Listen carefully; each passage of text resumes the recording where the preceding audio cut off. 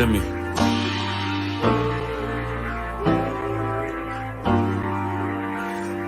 Played the horn of the Lord and served other gods. Remember the days of old, we the lost tribes. They don't believe the Bible, they say a white man wrote it, but still celebrate them holidays from white men, don't they? Like Christmas and Thanksgiving appetites.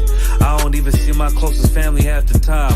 Going out ain't an option, I won't compromise. I got integrity and more heart than Valentine. Kyrie tweeted a book they sell on Amazon, owned by the same folks that told them to apologize. Remember slaves couldn't read, wasn't allowed, so it's meaning when I tell you I'm black and I'm proud.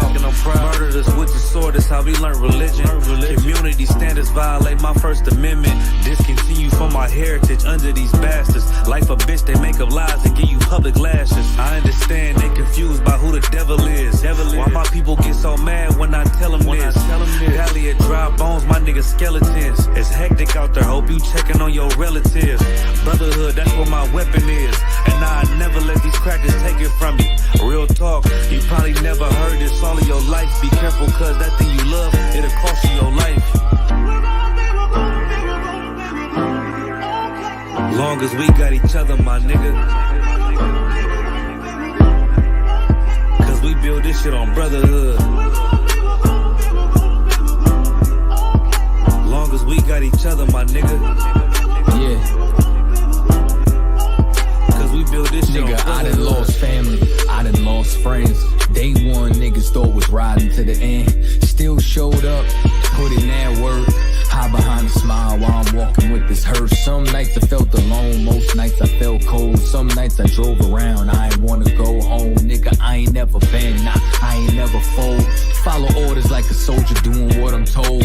Even when the council wasn't making any sense, I ain't never doubted, I just put it to the test. Days I was fucked up and down to my last cent. Reaching in my pockets, only coming up with lint. I'm talking even on the days that I couldn't pay my rent. I put it down for my brothers, ain't spared no expense. If I ever got bent, caused an offense, please forgive you, brother, Lord, that ain't what I meant. See that brotherhood a weapon, fight against deception. When something taken from you, then it's just a blessing. Shorty really loved me, gave me everything she got, and I'm sorry, baby girl, if I ever broke your heart. Man, mistakes that I made, don't know if they'll fade. Moving with a heavy heart, living with the pain. Take away the shame, wash away the stain. Praying to the Lord for the days that I was Cain. Sheesh. Long as we got each other, my nigga. Cause we build this shit on brotherhood. Long as we got each other, my nigga. Cause we build this shit on brotherhood.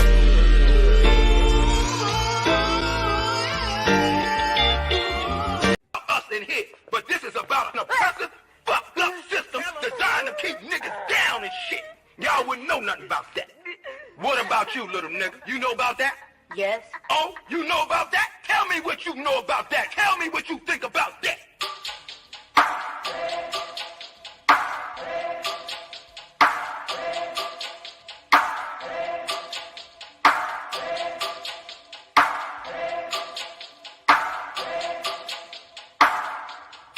I turn up when it's real in the field. This for my niggas that kneel on the field. Light-skinned nigga, you gon' find me in the field. House niggas looking at a nigga like chill. I go hard when it's real in the field. This for my niggas that kneel on the field. Light-skinned nigga, find me in the field. I don't give a fuck how a house nigga feel. Belly of the beast, we been living in hell. They like, damn Kai, how could you tell? Put us in the project, set us up to fail. Round here, bullets be flying like hell. Too many of my niggas either dead or in jail. Make a nigga work when you locked in a cell. Can't find work when you out on bail, but your homie got the work, so we passed you a scale. Got them birds like the Bible got quail. Niggas selling out cause they mama got bills. Turning to coons like Oprah and Gail. How you sell your soul just to get a little kale? They put you in a dress when you get a record deal. Wanna see a nigga getting high on pills? You can dance on a pole, you can sell that tail, but they never tell a nigga that he can go to Yale. We all created equal, that's white males. All lives matter, not black males. Another mother crying, another coffin got a nail. How many brothers out here got killed? How many of our sisters out here gotta heal? How many more caps gotta get peeled? We beef with each other so quick to pull the steel. George Zimmerman.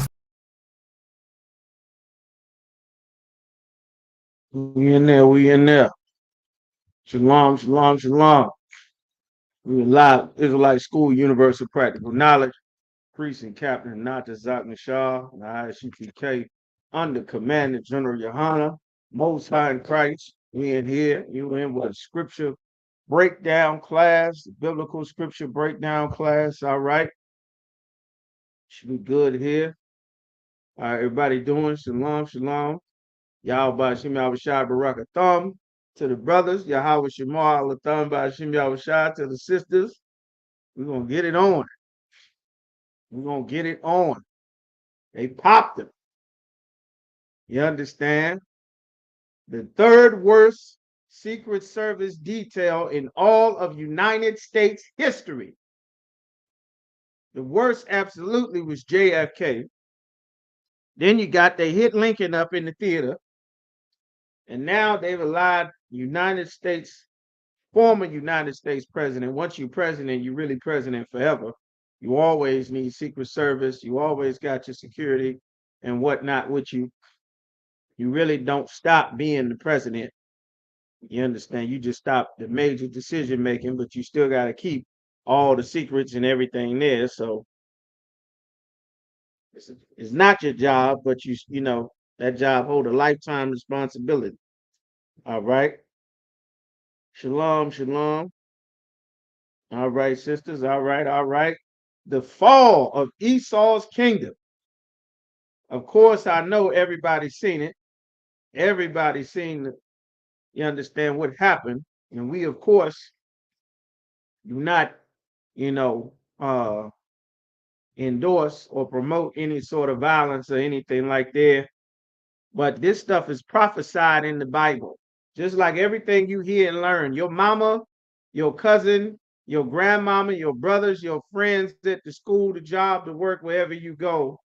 You understand? Anybody hearing you say anything about anything, asking you why you don't celebrate Christmas and Thanksgiving and birthdays and Mother's Day and Father's Day and Easter, all of these things here. You understand? If the president of the United States of America is not safe, you for damn sure are not safe. You understand? Black, Latino, Native American, our brothers and sisters in the world are not safe. You in the truth in here serving the Most High, and you understand, you don't have anything to be worried about. But it is important that you know what's going on because the Lord said these things would happen. You understand? Who thought that they would live to see the day where someone would attack, you understand, of the president of the United States? That's something that you see commonly in a third world country. Some dictated and got knocked off. Some Arab leaders, people then riled up against him. Some freedom fighters then rose up and swole up and overthrew Tibet and overthrew, Thailand, and something happening in Sierra Leone or Sudan or Somalia, or, you understand, beef in Ethiopia and Eritrea and Yemen and everywhere else in the world. Who expected to hear something like this happening in the United States of America? The world police, the morality police, the news police, the freedom police of the whole world telling you what's a stable zone and an unstable zone. What's a conflict zone and a neutral zone? Where's the safe? All the travel alerts. How can you in good faith and conscience tell people that America is safe if the president of your country is not safe? You understand? All right, we got a question. Let's go ahead and get some questions here. Jeremiah 50 and 7. Jeremiah chapter 50 and verse 7. Let's see what you got. I feel like that's the former of all things. Let me see. I think that's 51. Jeremiah chapter 50 and verse 7. Okay, we offend not. Okay, y'all ready to go in here tonight? Y'all got questions. All right. Like some of y'all in here trying to learn something. Okay. Most High in Christ. Zechariah. Like this is a perfect fishing tool, man. Tell all them cousins and everybody in there on the fence, they need to get in here. You understand? They need to get in the truth, get under the protection of the Lord. The president is not safe. For damn sure, all bets is off for everybody else. That's an excellent precept. That's correct. Jeremiah chapter 50 and verse 7. It says, all that found them have devoured them, meaning everywhere they found our people, they've devoured us. They set up businesses on us. They took the resources from the land. They done spoiled us. They rule over us. They taken over the communities, the cities where we are. We got to now go to them for want of all things, just like the curses said in Deuteronomy, the 28th chapter, that the Lord promised us. He swore these things would happen if we disobeyed him, which we did, and that's why they happened. All that have found them have devoured them, and their adversaries, their enemies said, we offend not. They said, we ain't done nothing wrong, because they have sinned against the Lord. They've sinned against the Most High. They've eaten pork. They grew dreadlocks. They shaved their face and shaved their heads bald and got lines cut all in their head for shape-ups. They turned to alternative lifestyle. They went and had interracial marriages. They voting for their leaders, for the city, for the town, for the mayor, for the ward, for the president. Didn't listen to the prophets. They eating shrimp and catfish and crabs and caviar and squid and raccoons and possums and all kind of stuff that the Lord told us was unlawful. And because we do these things, any other nation of people that would come to harm us and rob us and exploit us and rule over us, they have no repercussion, no qualms about it, that they feel they're doing anything wrong because our people disobeyed the Lord. If we had not disobeyed the Lord, they would not be able to do any of these things to us. You understand? But of course, our religious leaders, namely the Christian church and the Muslim mosques, tell us we don't have to obey the Lord. We don't have to obey God's rules. So it's a never-ending cycle. Up until now, when you brothers and sisters decide to come into the truth and serve the Most High, the more brothers and sisters coming in, the more you see the prophecies being pushed forward speedily. That's what we're going to talk about here tonight. It says the habitation of justice, even the Lord. The Lord is where justice comes from. Our people marching and raising flags and doing protests and trying to vote for better leaders and praying and hoping. Justice comes from the Lord. You don't get justice because, you go and beg an evil man to do righteous. Justice comes from obeying the Lord. That's how we get justice as a people. Blacks, Latinos, Native Americans don't understand that because, again, we in these damn religions. So it says, even the Lord, the hope of their fathers, our fathers hoped and trusted in the Most High. And that precept also was Zechariah 11 and 5, whose possessors, meaning the people who own, who rule over us, whether it's the East Indians in Trinidad and Jamaica, whether it's the Chinese or the Japanese down in South America owning all the land, whether it's the Germans or the Italians down there owning the land, owning the companies, the damn Portuguese, the descendants of the Spanish Edomite from Spain, you understand? Or here in America, our chief oppressor, the English British man now called the American man, or whoever else want to come to Europe, you're a white man, you're American. They oppress us and they hold themselves not guilty. They say, I didn't do anything wrong. The shooting was justified. He was in fear for his life. Look at him. He's big. He's black. Look at him. He's a Latino. They're criminals. They're gang members. They're bad hombres. You heard what the president said. That's why, we had to put 8 bullets in his back. Who knows what he would have done if he turned around. I was terrified. That's why we jumped on the hood of the car and fired 31 bullets into him standing on top of the hood of his car. That's why. They hold themselves not guilty, and they that sell them, the people that sell us, you understand, our religious leaders sell us. That's why the Arabs are in our communities. That's why we got mosques in the community. The Nation of Islam sold black people. Elijah Muhammad sold black people to the Arabs. You understand? Martin Luther King sold black people in our businesses, our communities. You understand? Our brotherhood and sisterhood. He sold us to our oppressor. You understand? That's what it says. They that sell them. And our oppressors sold us. We were in slavery for hundreds of years, standing on auction blocks. If you ever watch an NFL draft or an NFL combine or an NBA draft, you understand, or you watch a boxing match or something, they normally take two brothers and put them in their drawers and slap on their muscles on a damn auction block so you can see what prize fighting bull is getting ready to jump into this arena and entertain you. You understand? We still getting sold to this day. You want to sell a pay-per-view fight, you better have a Mexican, a Puerto Rican, a Dominican, a African American, a West Indian. You better have one of us. You want people to show up to see this fight. You understand? They that sell them say, blessed be the Lord. They're religious people that are selling us this. That's why they're saying, blessed be the Lord. They're religious people that are doing this to us because we are a people who refuse to obey our God and our rules and our power. We have joined the customs and the religions of the other nations of people. And because of that, we align ourselves with the religions of those people. So religious leaders are able to come and hustle and sell us because we in their religion. Blessed be the Lord. You understand? Allahu Akbar and all of this. Boom. Rob you, take your business, take your store, all of this old kind of stuff. You know, praise this and that. And they got their gods and their idols and all of their shops and businesses and restaurants and all of that old kind of stuff. They got all of that stuff in their businesses while they're ruling over the top of us. And you know, we just trying to live day by day and they prospering, just like the Lord said. Salaki, you understand? It said, blessed be the Lord, for I am rich, meaning they're able to get rich.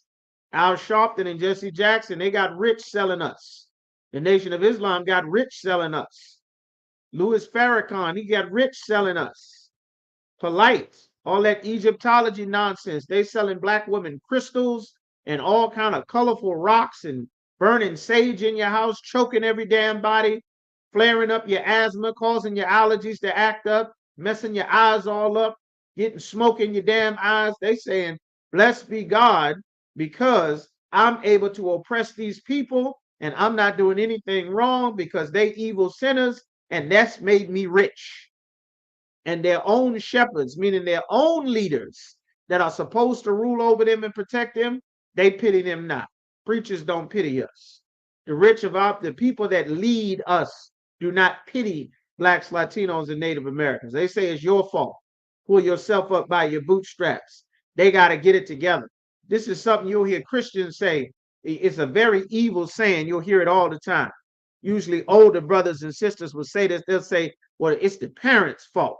It's the parents. They got to be the parents. And you notice the parents. It's the parents. Well, if you spent 20, 30 years letting the entire black community go to hell while you got your piece of the American dream and didn't do or say anything to fix nothing so that you could live another day and shuck and jive and show your teeth, it's your damn fault too. You're supposed to fix this. There was a few generations that inherited upward mobility in the black community. You understand? And they were fighting like hell to get better for the next generation. Then once we integrated, we stopped fighting for what was best for the next future generations of black people. We stopped fighting in this country for the future generations of Native Americans and Latinos. We started fighting for the Democratic and Republican Party. You understand? We started fighting for my country, 'tis of thee, and God bless America, and the United States Marines and the Navy and the Army and the Air Force. And we stopped fighting for our people. Nobody else did, though. So this is what the scriptures is talking about there. That's an excellent precept, Officer Mataz al-Qur'an. All right. Yeah, shalom, sis. Shalom, shalom. A couple more people joined us. Yahweh Shem Shabbat, Yahweh Shemal Atah Shemel Shai. All right, to the brothers and sisters came in here recently. 1 Timothy chapter 4, 15 through 16. Let's get it. Sister Raya said 1 Timothy 4 and 15. Let's go on down to Timothy. Right? Chapter 4, verse 15. Let's get it. 1 Timothy chapter 4, chapter 15. All right, so we're going to need to skip up a little bit because he's in the middle. He's in the middle of of what he's saying. I'm 15. Let's see.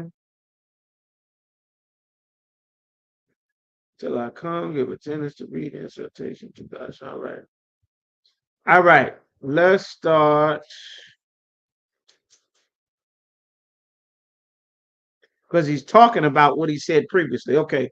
First Timothy chapter 4. We're gonna start at about verse 11. All right. You might need 10.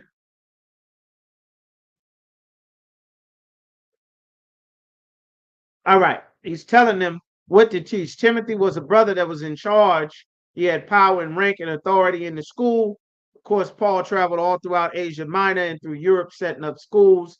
The name of these cities in these schools you could look up: Colossae, Thessalonica, Ephesus, Pontus, Galatia, Corinth. All of these are the names of the books in the New Testament, because these were not books that he wrote. These were letters he was writing to the brothers and sisters that were in those schools in each zone, and also to the men that were in charge of these schools. That's what the book he wrote. That was the letter he wrote to Jude, letters that was written to Timothy, you understand, and so forth. Paul, at this time, Paul is writing letters from prison. He was in prison for teaching the gospel, for spreading the truth, teaching in all of these different cities and zones. So he is incarcerated, writing these letters to the different schools in the different zones that he set up, and to the brothers that, you understand, he correspond with, that's in charge of doing things in the schools and over brothers and sisters. All right. So he's telling Timothy, these things teach, he said, command, meaning give them an order. Because again, commandments are not done away with in the New Testament. The Christian church lies on that. The commandments were never done away with at any point in time. That's why you see the word command all throughout the Bible, even in the New Testament, reading it right here. 1 Timothy 4 and 11. These things command, meaning give them orders, and teach. Teach this to the brothers and the sisters in the zones that you over. Let no man despise thy youth. Don't give someone a reason to despise your youth. You're making a bunch of silly, youthful mistakes, youthful things. You know, you trying to get your behavior together. You don't really know how to act. Somebody got to constantly keep correcting you because you're young. Don't let someone despise you for your youth, meaning don't give them a reason to despise you because you're young. You understand? Act accordingly, be in order, do things right. You understand? Don't let that be a reason. You got all these young, like, just think of how it is today. Right now, if you were somewhere, who we got in here? Yarash, Raya, Mataza, Karat, Tabar, Akal, Yagadar. You understand? Young brother Trey in here. Sister Shelley, Anna. Got Yaquan. Who else is in here? I'm a young man, Elwood, Tawabah, Fadas, Mosai, and Christ. All right. Barakatah Yahweh Yahweh. All right. So now, just imagine if you go somewhere. Let's say you go to the store, you go to the gas station, you go to the mall, you're anywhere, and you see a group of young brothers or young sisters. You understand? You see a group of young brothers, a group of young sisters. What are you seeing? Y'all tell me. I'm asking y'all. Everybody name I just called. What are you seeing? A group of young brothers. Let's say 7, 8 young brothers. 7, 8 young brothers. 7, 8 young sisters. They just walking around somewhere. What are you seeing? You see them out. What you seeing? What's going on? On the average, what's going on with it? What you see? What are they doing? What is the environment and the atmosphere like? Y'all tell me. Let me know. What y'all seeing? A new generation. That's good. It's too vague, sister. What are you seeing? There we go. Give me some answers. Don't give me the mama answer. Sister Ryan, don't give me that mama answer. There we go. Give it to me. Give it to me. There you go. Just take the gloves off. Tail. That's right, Sister DeBar. Tail. Tail everywhere. Uncovered. You understand? Tail loose everywhere. More tail out of the clothes than inside of the clothes. That's right. Cursing. Everybody cursing this. MF that, be this, be that, be this, be that, you be, my be this, be, be. F them, F that, F them, F that. Twerking outside, you understand? Don't hold up no camera and let no beat play. You understand? It's tails in the air on cue. Don't let no sexy red start playing. It's over. It's over. You understand? Hide your kids. Get back in the car. Acting a damn fool, right? Bunch of trash talking, smoking. They getting high. They wilding out. They going somewhere to fight. They trying to hold somebody back. They in the court. They fighting in the street, all up and down the street. They pulling guns on each other. The girls is talking about who they gonna fight and this and that and you be and you that and I'm gonna beat her this and I'm gonna beat her up and it's absolute chaos. And this is why he said this. Don't let someone despise you for your youth. Because if you see that group of 6 or 7 brothers coming somewhere, in your mind, you like, all right, get the hell out of here. They might start shooting in a minute. You understand? They can't be up to any good. It's too many of them. Look how many of them it is. Look how young they are. Well, this is why he's saying it. That was then still a natural response. Like, man, that's a lot of niggas over there. What they doing? What's going on? Hold up. You might not be going in here. You go to the restaurant, there's 7, 8, 9 young brothers in. Wait a minute. Hold up. What's going on in here? We about to go get some gas. We might be going to the other gas station. We got a couple of yelling. Are they having a good time? Are they up? He got in his face. Yep, there we go. All right. But in reverse, let's go on out of here. We're gonna get up out of here. All right, y'all, we leaving. We leaving. MF, pow, pow, pow, pow, brah. You understand? So that's why he's telling Timothy this. Don't give them a reason to despise your youth. You understand? A lot of times you don't know what to say. You don't have a mindset to think that if you're loud, everyone can hear you. Everyone can hear you cussing and talking about, you arguing with your baby daddy and arguing with your girlfriend because you found out your girlfriend is your lesbian girlfriend is still having sex with her baby daddy, and you in the hallway fight and all of this, and I'm gonna do this, and I put in all the money for the weed the last time.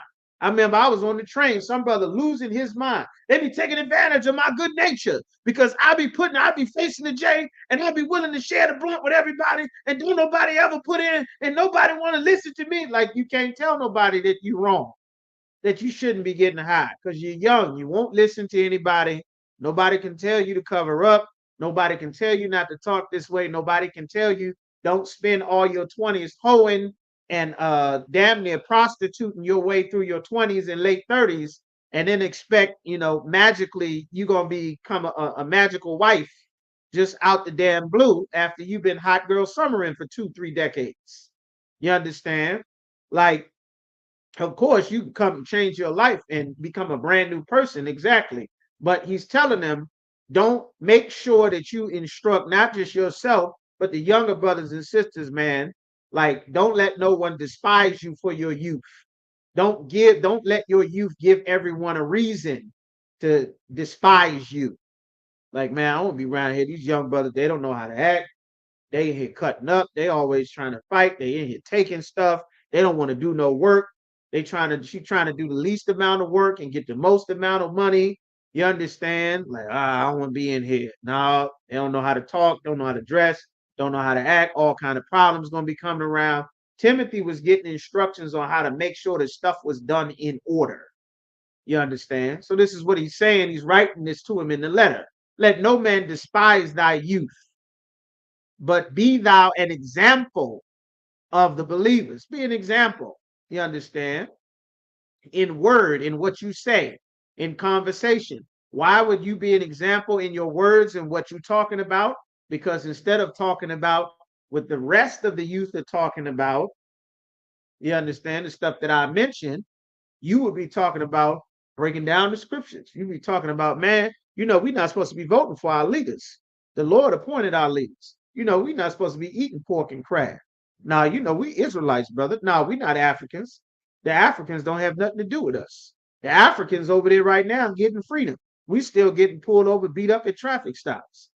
You understand? Our people getting homeless on the street all across the country. Everybody else come to America, get billions.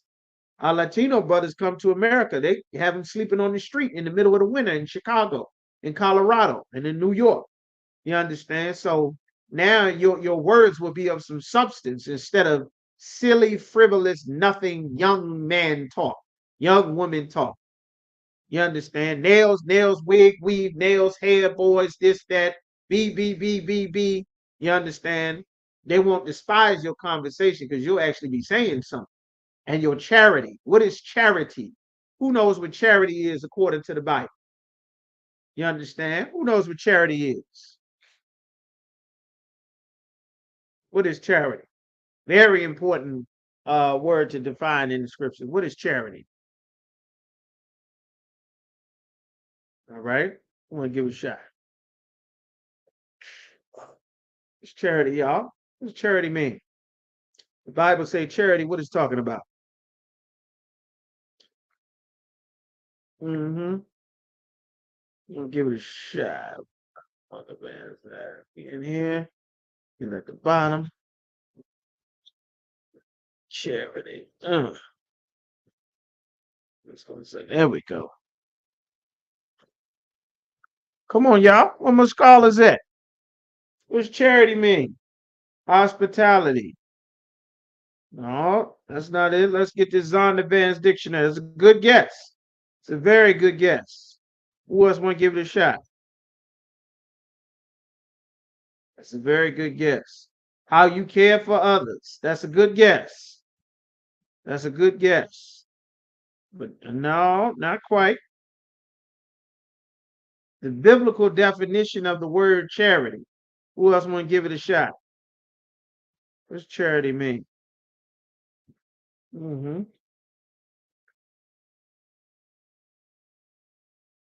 Giving and helping the needy, helping the poor. Good guess. Sister Shelley, Sister Tower Bob, young sister. All right. Those are all good guess. All right. Now, here's the biblical definition of charity. That's why we have the Zondervan's Bible Dictionary. Let's see if y'all can see it. Helping the needy. That's right. Everybody's saying that. That is not the biblical definition. Trying to get it up there, get a little digitized. Y'all can see it. Zondervan's Bible Dictionary. Let me see if I move it back some. That cleared up. There we go.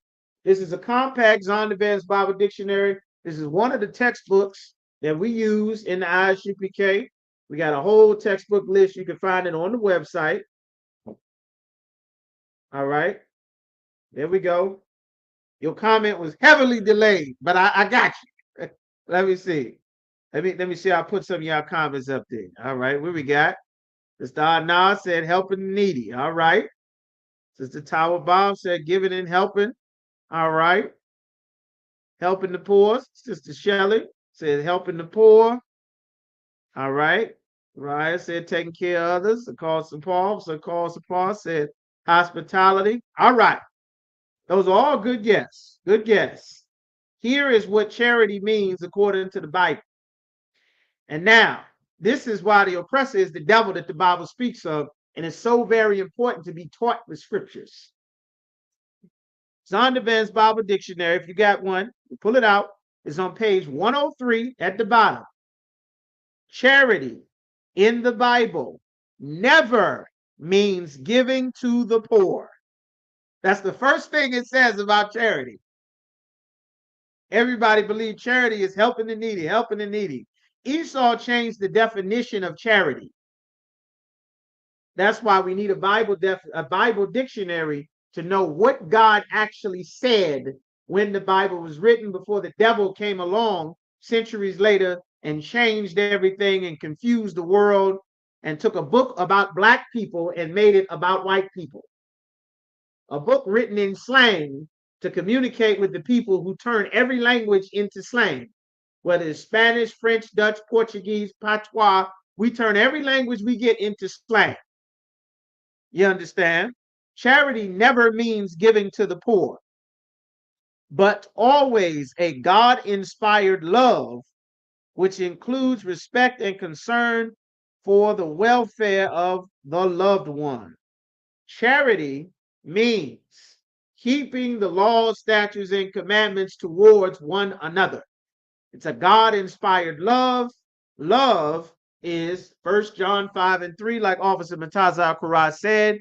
This is the love of God. This is what it is, that we keep his commandments. So in order to have charity, it's not just giving to the poor.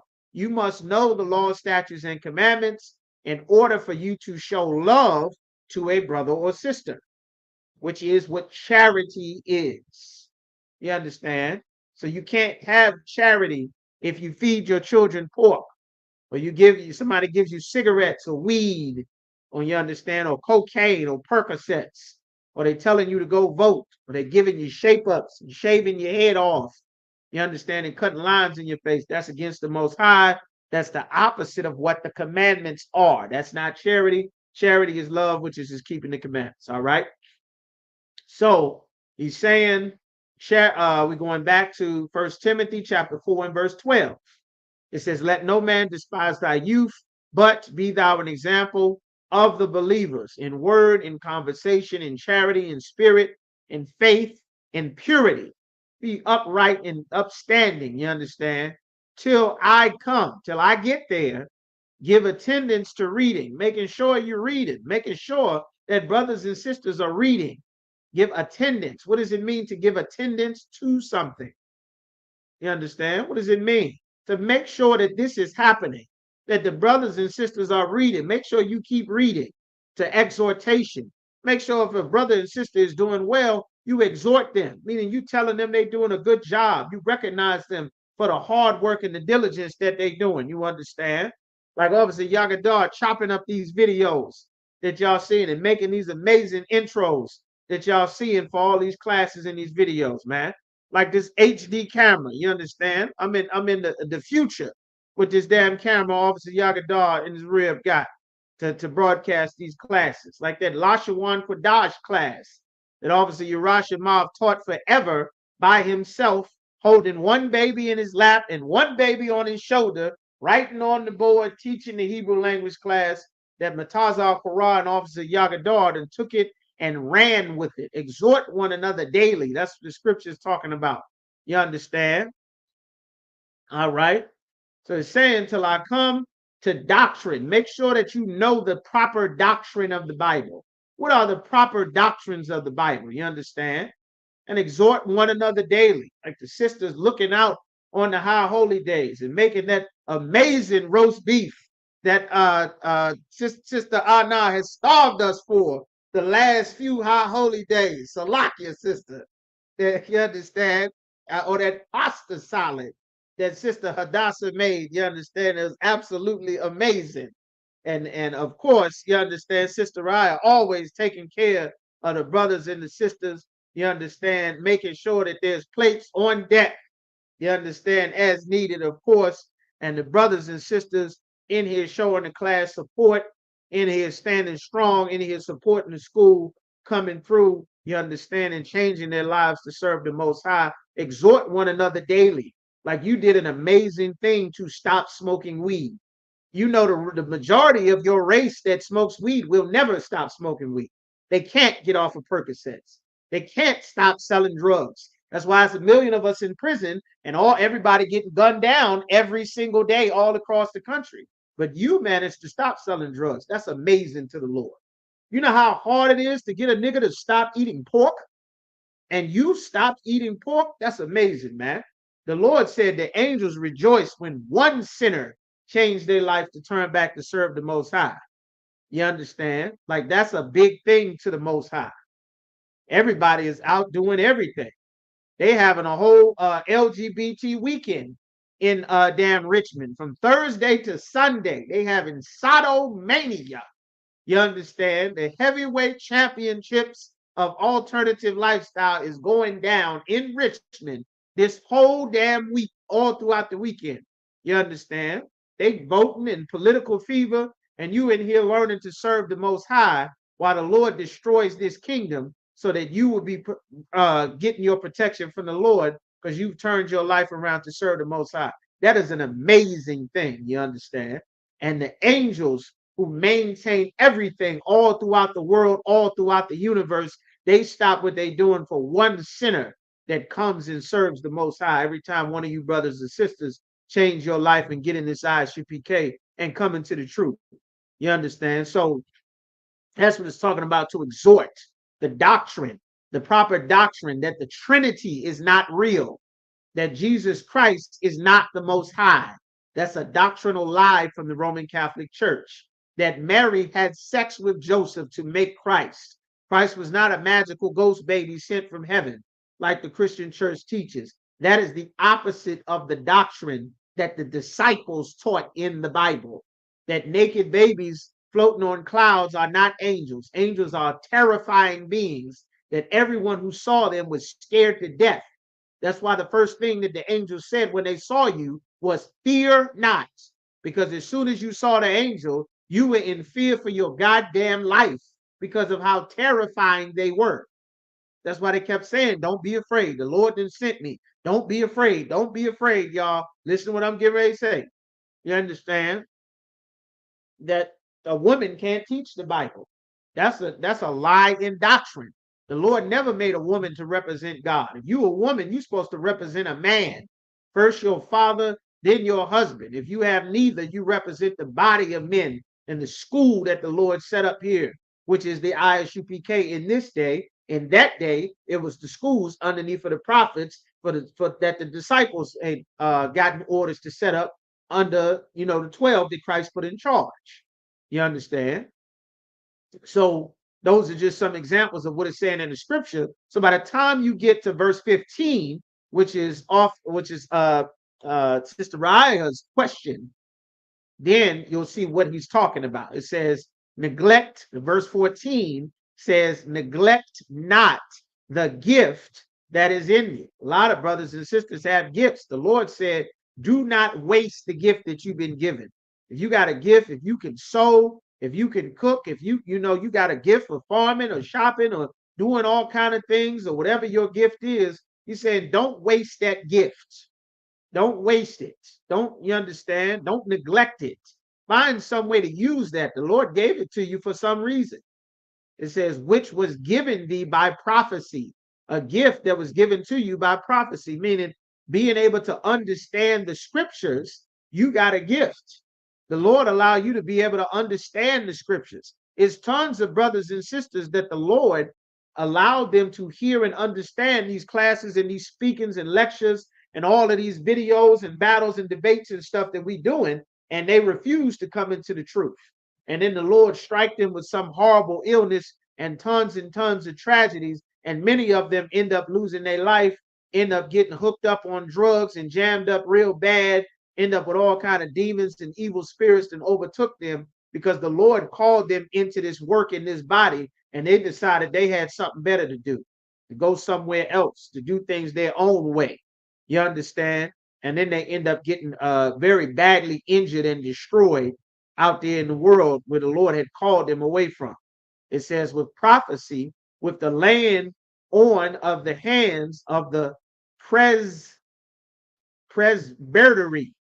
You understand? That's where you get the word Presbyterian, presbytery. Let's get the definition of presbytery. Let's get the definition of that word. Nobody seen this word before. Y'all don't know what the hell it is. Let's look it up.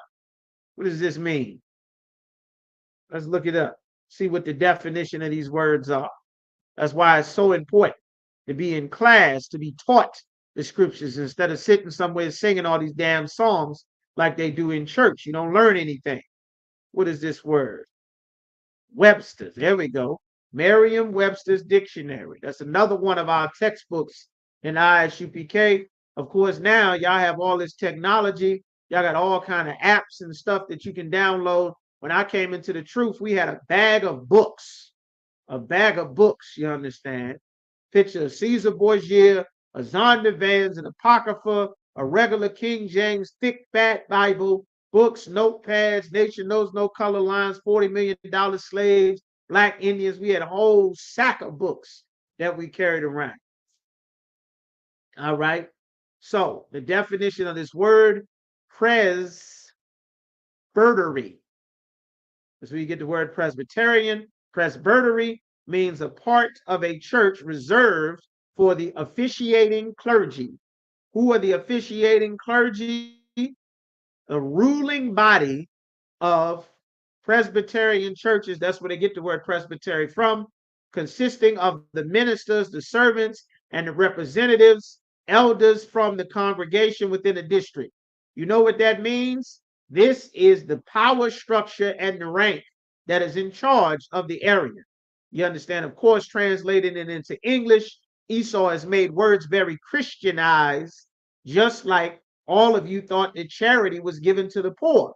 Then we open the Bible and find what the real definition of charity is. And the first thing it says is charity never meant given to the poor when you saw it in the Bible, which is the opposite. Just think of that one thing, that your entire life, for however old you were, charity has always meant giving to the poor, based on what the Christian church has taught people about the Bible.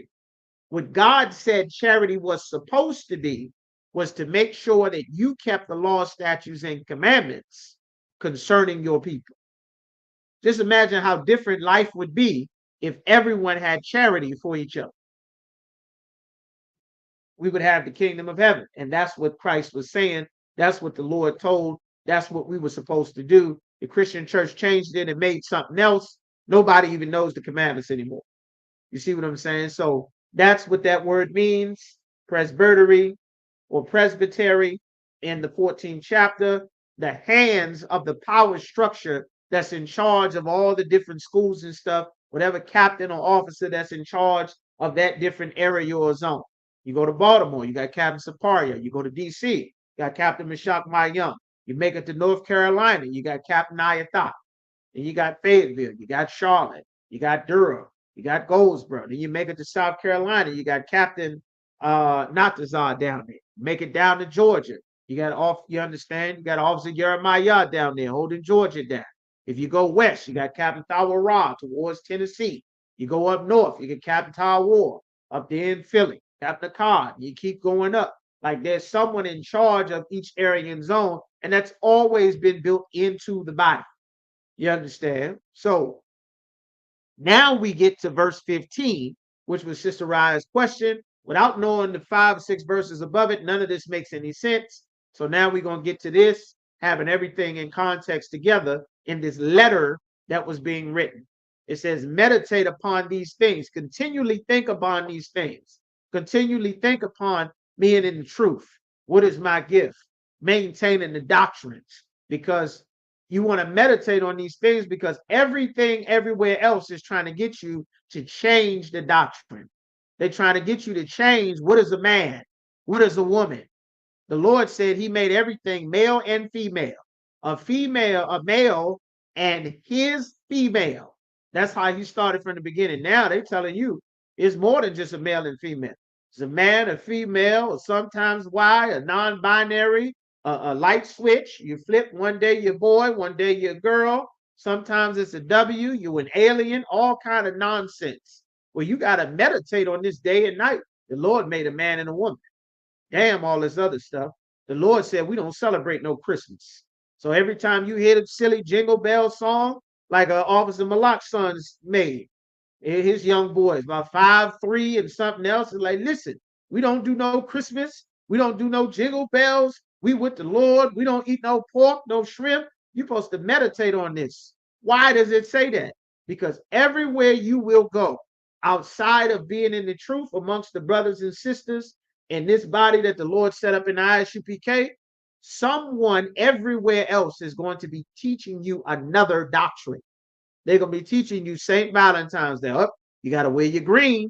You got to get your hearts. It's Valentine's Day. Got to get your Christmas tree. It's Christmas time. Got to get your Halloween outfit. It's for Halloween. Got to go shopping. Thanksgiving is coming. Happy Thanksgiving. It's Easter. You got to get your Easter outfit and do your egg hunt. It's Ramadan. You gotta get down with it. If you're a Muslim, we're gonna pretend to be Africans. It's Kwanzaa time. You gotta meditate on the doctrine that's given to you. Damn all of that. It's time for Hanukkah. We had a war with the Greeks, and the brothers went and fought and laid it down so we could get our temple back. We said we ain't celebrating no damn Christmas. We celebrating Purim. This sister Esther put her life on the line to make sure that we didn't get wiped out as a nation, because our enemies was trying to wipe us out. We celebrating the Passover. We not Africans. The Africans was throwing our babies in the river in the Exodus in Egypt. You're supposed to meditate on these things day and night. You a sister. I ain't supposed to rule over no man. That ain't what a woman is supposed to be. I ain't supposed to be jumping all in nobody's face, starting fights all in the street, trying to be gorilla. I ain't supposed to be everywhere showing off your breasts and your tail. I ain't supposed to be having sex with everybody in the damn city, all on OnlyFans, uploading pictures all on the damn internet, naked everywhere. You supposed to meditate on the doctrine. The scriptures say a shameless woman shall be accounted as a dog. That's from the Lord. You're supposed to meditate on that day and night, because when you go to school, Megan Thee Stallion and Cardi B is teaching all the young sisters to be shameless. Sexy Red is teaching all the sisters to be shameless. Who else? Glorilla is teaching all the sisters to be shameless. You understand? I heard some songs, somebody singing, some sisters say, I heard you say you don't really like girls, but you just got to give me a chance. You don't know if you like girls or not. That's a damn R&B song now. You see what I'm saying? So you better meditate on what the Lord's saying day and night. The scriptures say the prince of the power of the air. You understand? The evil spirits is in the air. And if you meditating on the Lord's words day and night, then the evil spirits ain't gonna have much to deal with when it come to you. They ain't gonna have no area that they can get some leadway into your life, because you meditating on the doctrine that the Lord gave. You keeping the commandments. You understand? They on their way to celebrate this damn happy sodomite party in Richmond, and you somewhere learning how to serve the Most High. The Lord sent an evil spirit through an earthquake or a wildfire or a flood or some nut to do some act of terrorism like they did to Donald Trump. And then what's going to happen? You out there in a mob of sinners doing an abomination to the Most High, fighting to be recognized to champion something that the Lord is against.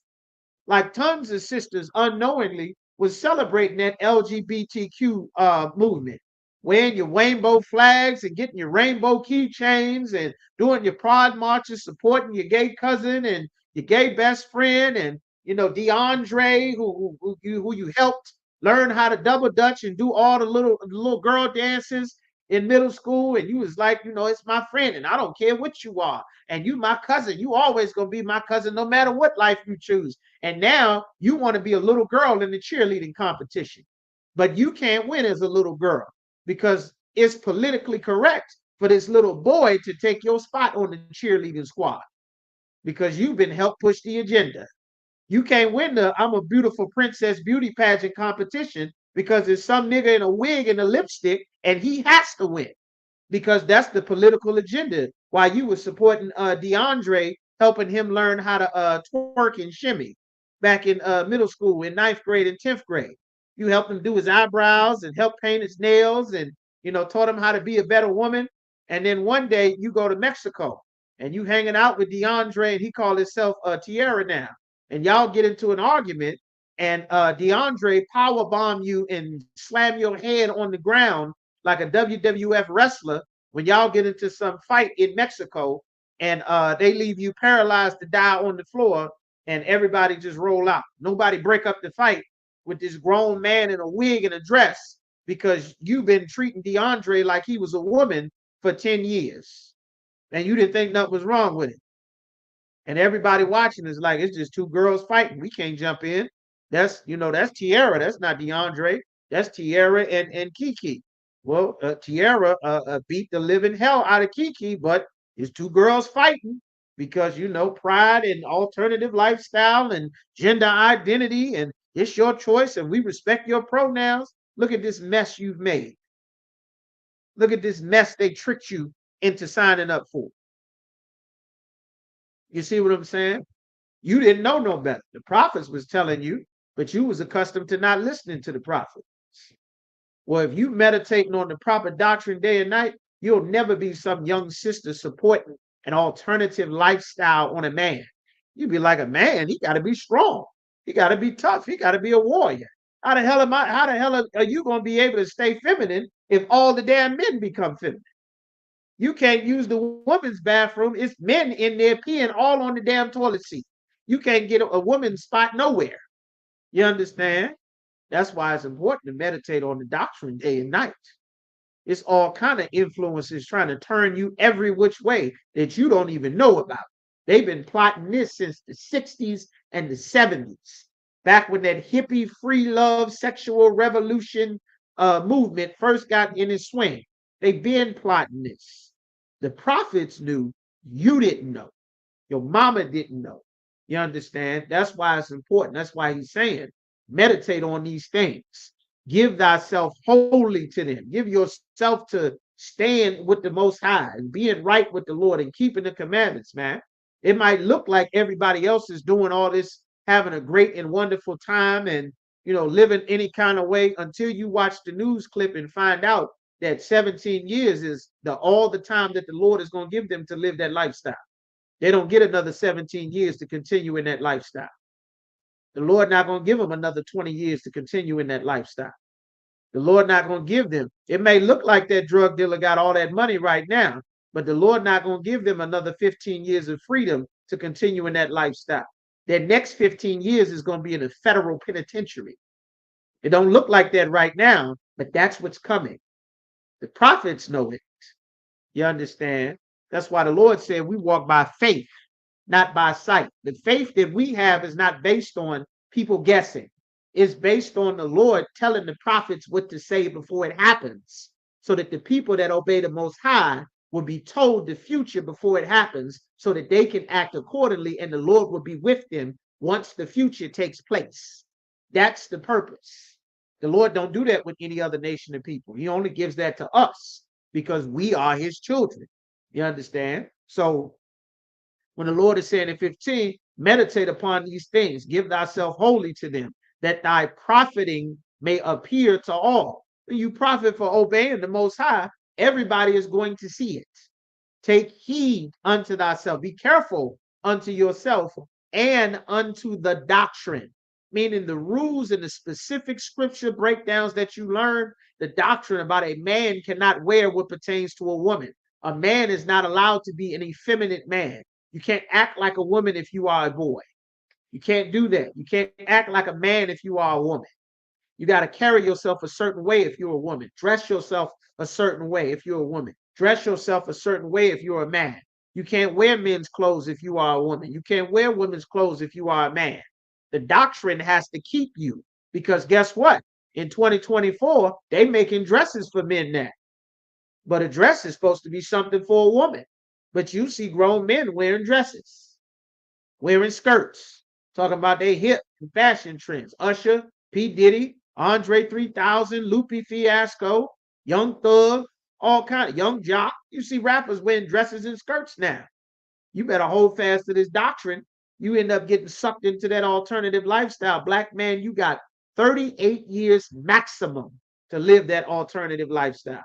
That's what the World Health Organization and the Center for Disease Control say. Your life expectancy is 38 years as an African American man living that LGBT lifestyle, that transgender lifestyle that's so super popular, that's all in the news. The damn Dwayne Wade and his 8-year-old son going to pretend like this is a little girl and put him in makeup and eyelashes and fake nails to be like a little girl. You better stand on that doctrine. They pressing hard on you, brother. They pressing hard on you, sister. They pressing hard on you. The Lord said if he didn't cut the days short, even the righteous would scarcely be saved. You notice how quick these last few years have gone? You notice how quick 2024 is going by? We damn near over the halfway point of the year. It's 12 months in a year. This year is more than halfway over already. We in the middle of July. Like the Lord is speeding the times up. You notice the days start earlier and end later. Like the Lord is doing that. That's what he said was going to happen in the Bible. Just like everything else. You understand? So it said, take heed to thyself and unto the doctrine, continue in them. For in doing this, thou shalt both save thyself and them that hear thee. You understand? That's what it's saying there. All right. So where we at? 8:05. All right, we make a good time. All right, what else we got in here? Let me know that answers your question, sis. I'm going to the next question. so I can get to my topic. What we got? 1 Timothy 5:23. Did this say we must drink wine for healing properties? All right. Is this what he said? He told Timothy, take a little wine for your stomach. Is that what you're talking about? Probably. All right. 1 Timothy, what you said, 5:23. I think that's what you're saying. 1 Timothy. All right.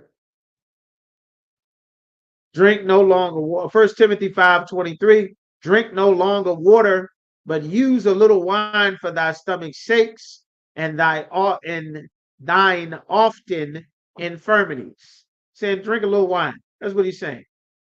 For your often sicknesses and your infirmities, drink some wine. That's what he said. It's real simple. That's all he's saying. You tell her brother drink some wine, stomach get upset, something like that. You tell her brother drink some wine. Oh shit. Lock it. I'll hit the camera there. Hold up. All right, we good. That's all he was saying. It wasn't nothing deep in that. Remember, these are letters that he's writing. Hey, I am the boss, sis, no sweat. These are letters that he's writing to brothers. This isn't a book. He's not writing a book. He's just writing a letter. The beginning of the letter, he say, hey, tell everybody shalom to the brothers in there. I greet you, salute you. The sisters holding it down. Tell them greet each other with a holy kiss. Make sure everybody greet and salute each other every time y'all see each other. Let them know I thank the Lord for y'all every day while I'm in bondage. Remember the brothers and sisters that's in bondage in Christ also. They locking us up for teaching the truth. Don't forget about us. Make sure y'all take care of each other. Make sure y'all keeping the doctrine as it was taught. Don't change nothing. Like he's just writing letters. He's writing a letter. You understand? He's not writing a book. You understand? All right. So that's what that is there. So now, any more questions in the room? I'm gonna get to my topic there. The end of America. Oh boy. Babylon is falling. Babylon is falling. Good Lord. What is going on? Let's get this here. This was prophesied in the Bible. That's why it's important for you to know the doctrine and know what's in the scriptures. You can't be a black, Latino, Native American man and you don't know the Bible. That's like saying you don't know your alphabets or your ABCs. This is the most important thing you ever gonna learn in your life is the instruction manual to being who you are. Everything everywhere else on the earth is going to try to take you and make you something some other people want you to be. The Arabs want you to be a Muslim so that they can exploit your community. The oppressor wants you to be an alternative lifestyle man so that you end up losing your life at 30. He wants you to live this sexual liberation hookup culture lifestyle so that you have unstable families and your sons, you end up raising kids by yourself. And if you don't come into the truth, your sons end up in the street becoming a Kia boy. Your daughter end up on OnlyFans. She end up a single teenage mom herself as well. Like they planned this. You understand? Like we have an oppressor ruling over us. And because you brothers and sisters are waking up and turn back to the Most High, the Lord is causing this empire to crumble. You understand? A former United States president had an assassination attempt on his life in broad daylight amongst his own people. These were the people that came there to support him. These weren't enemies. The ops wasn't there. Well, they were, but this was a place that loved him, invite him, want him to come and wave his hand and throw up his fist and talk trash to stop in their little country town. And he not even safe amongst his own people in one of his burnt neck towns. You understand? How is this happening? What in the world is going on? This is what the Lord said right here. 2nd Ezra, chapter 15. Where we at? We in 15. 2nd Ezra, chapter 15 and verse 14. We're going to start at 14. 2nd Ezra, chapter 15 and verse 14. Let me see. Let y'all do this here. Let me see what we got. That's right. It ain't just young people, sisters. It ain't just young people. It ain't just young people. You're right, but it ain't just young people. It's much worse than that. The young people for sure, they got the young people jammed up real bad.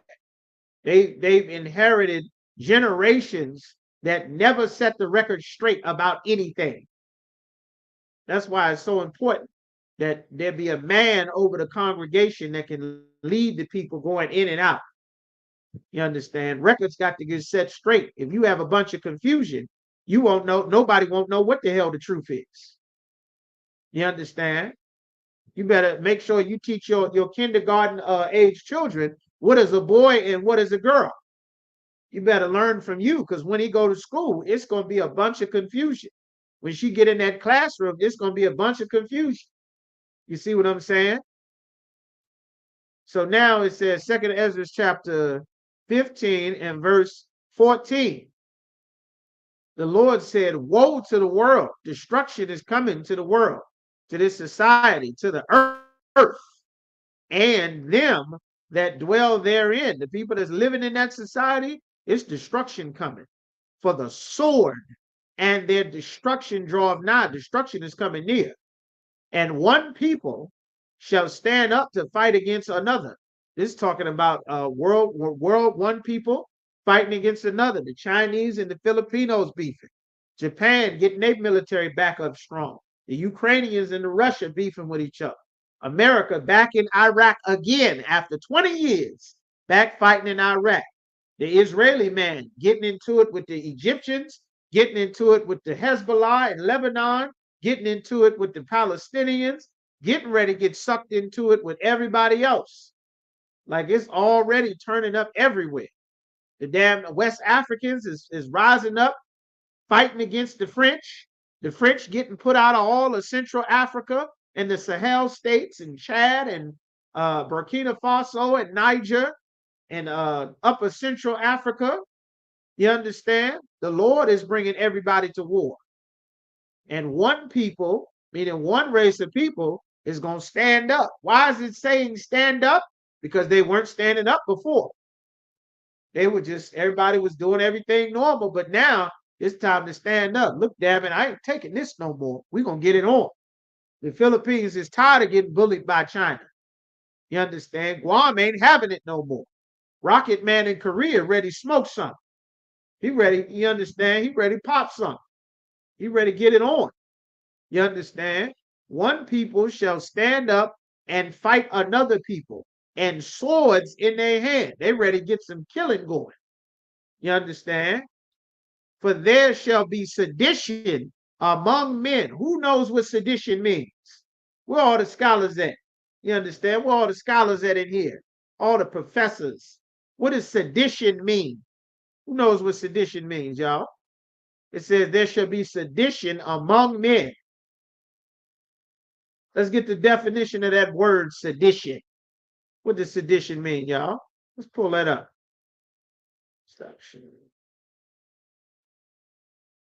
Let's see. Let's check the Webster's dictionary.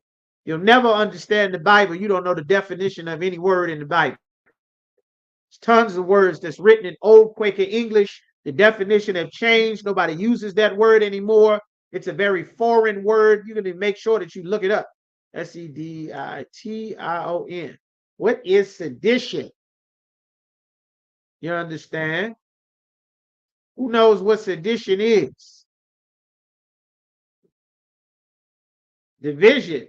A little bit more than that. You on it, but it's way more than division.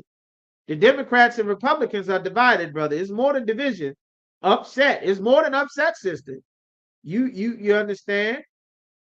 You in a decent lane, but y'all not on it all the way. Here's sedition is specific. Incitement of resistance to or insurrection against lawful authority. That January 6th that Donald Trump did, that January 6th was sedition. They rose up to overthrow that Capitol to fight against authority. to fight against the government, the democratic way, and the process of transitioning from one president to the other. You understand? Stirring up, right? Here we go. The legal definition of sedition: the crime of creating revolt, disturbance, or violence against lawful civil authority with the intent to cause its overthrow or destruction. That was January the 6th, down at the Capitol. That was just the beginning. You understand? This is sedition right here. Coming up against the government. That's sedition. Fighting against the government. Them, YouTube rejected your comment. Fuck this. I forget.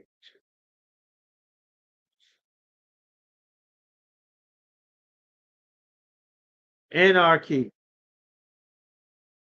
Sedition, they coming up against the government. It's a crime. You understand? They fighting, trying to tear down the government. That's what they did on January 6th. That was sedition. Them coming to assassinate President Trump. That's them rising up against the government, a lawful authority. This is a former United States president. If this man came, if Donald Trump did not turn the side of his face, you understand? It rejected the definition, yeah. All right.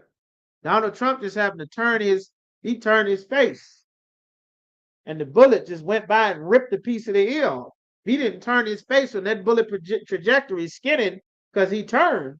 Bullet come in here, he turned. He don't come here. That bullet probably hit you in your eye. You understand? That thing hit you in your eye, come out the back of your head. That's game over. You understand? They call that the Mo Green special. That's game over. You understand? The Lord said this.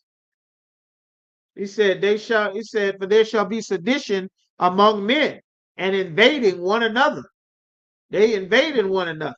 They complaining about the Latino brothers. This land belongs to the Latino brothers. This whole United States of America, all of this land belongs to the tribe of Issachar, the tribe of Reuben, the Seminoles, the tribe of Issachar, the so-called Mexicans, and the tribe of Gad, which are the rest of the North American Indian Native American tribes. You understand? This whose land it is. The Chinese done invaded the land. You understand? Damn right. Damn right, brother. The Chinese invaded the land. Most High Christ. You understand? The scripture said, they shall invade one another. They shall not regard their kings nor princes. Don't nobody give a damn about that. That devil didn't care that this was the president of the United States. They didn't give a damn about none of that. You understand? He said, they shall not regard the king nor the prince. They don't give a damn who's in charge. They're ready to overthrow the whole thing. And the course of their actions, meaning what they do, the actions that they take, shall stand in their power. Meaning if they got enough manpower to do it, they're going to do it.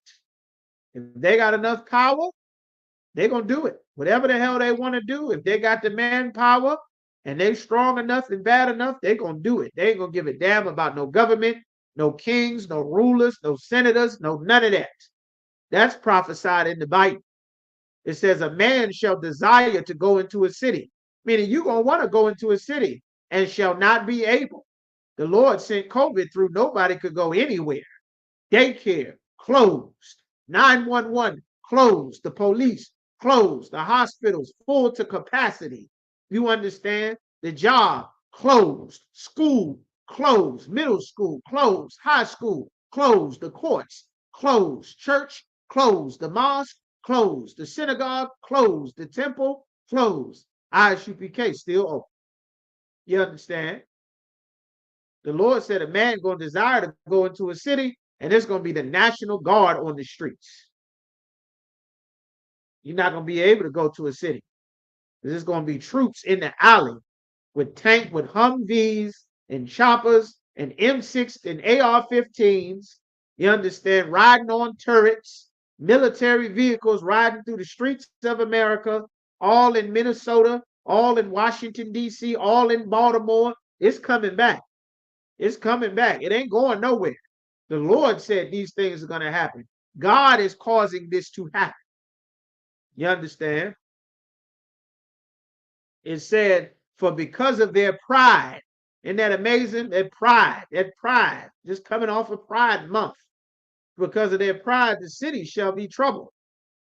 It's going to be trouble in the cities because everybody decided that nobody had to obey the Most High.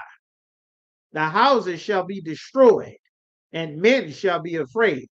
The Lord is sending this. A man shall have no pity upon his neighbor. You understand? Meaning your neighbor, your brother, but shall destroy their houses with the sword and spoil their goods, kicking indoors, all kind of stuff in madness, because the lack of bread, because the grocery stores is getting empty for great tribulation. You understand? All of those things is going on. Like the protection of the Lord. Brothers and sisters better get in there to get the protection of the Lord, especially you sisters.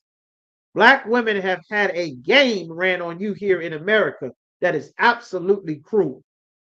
It's such a cruel game that the serpent played on Eve in the Garden of Eden. They have played that game to the max on black, especially on black women here in America, to make women, to make sisters believe that you are supposed to have a life independent from a man's authority and protection directly over you. That is the most dangerous thing on the entire planet. And it has caused the instability of the entire Black, Latino, and Native American community. It has caused so much instability that every other nation of people has been able to rule over us. You understand? Like this, what the Lord is talking about here. Why are these things happening? What is going on? Let's go to 2 Thessalonians. 2 Thessalonians chapter 2. Like the Lord is bringing these, the Lord is causing these things to come to pass. And you should know it. You understand? This is your heritage that the Lord gave you so that you understand what is happening. Ye are the children of the prophets. They're your forefathers. Isaiah and Abraham, Isaac, Jacob, you are supposed to know.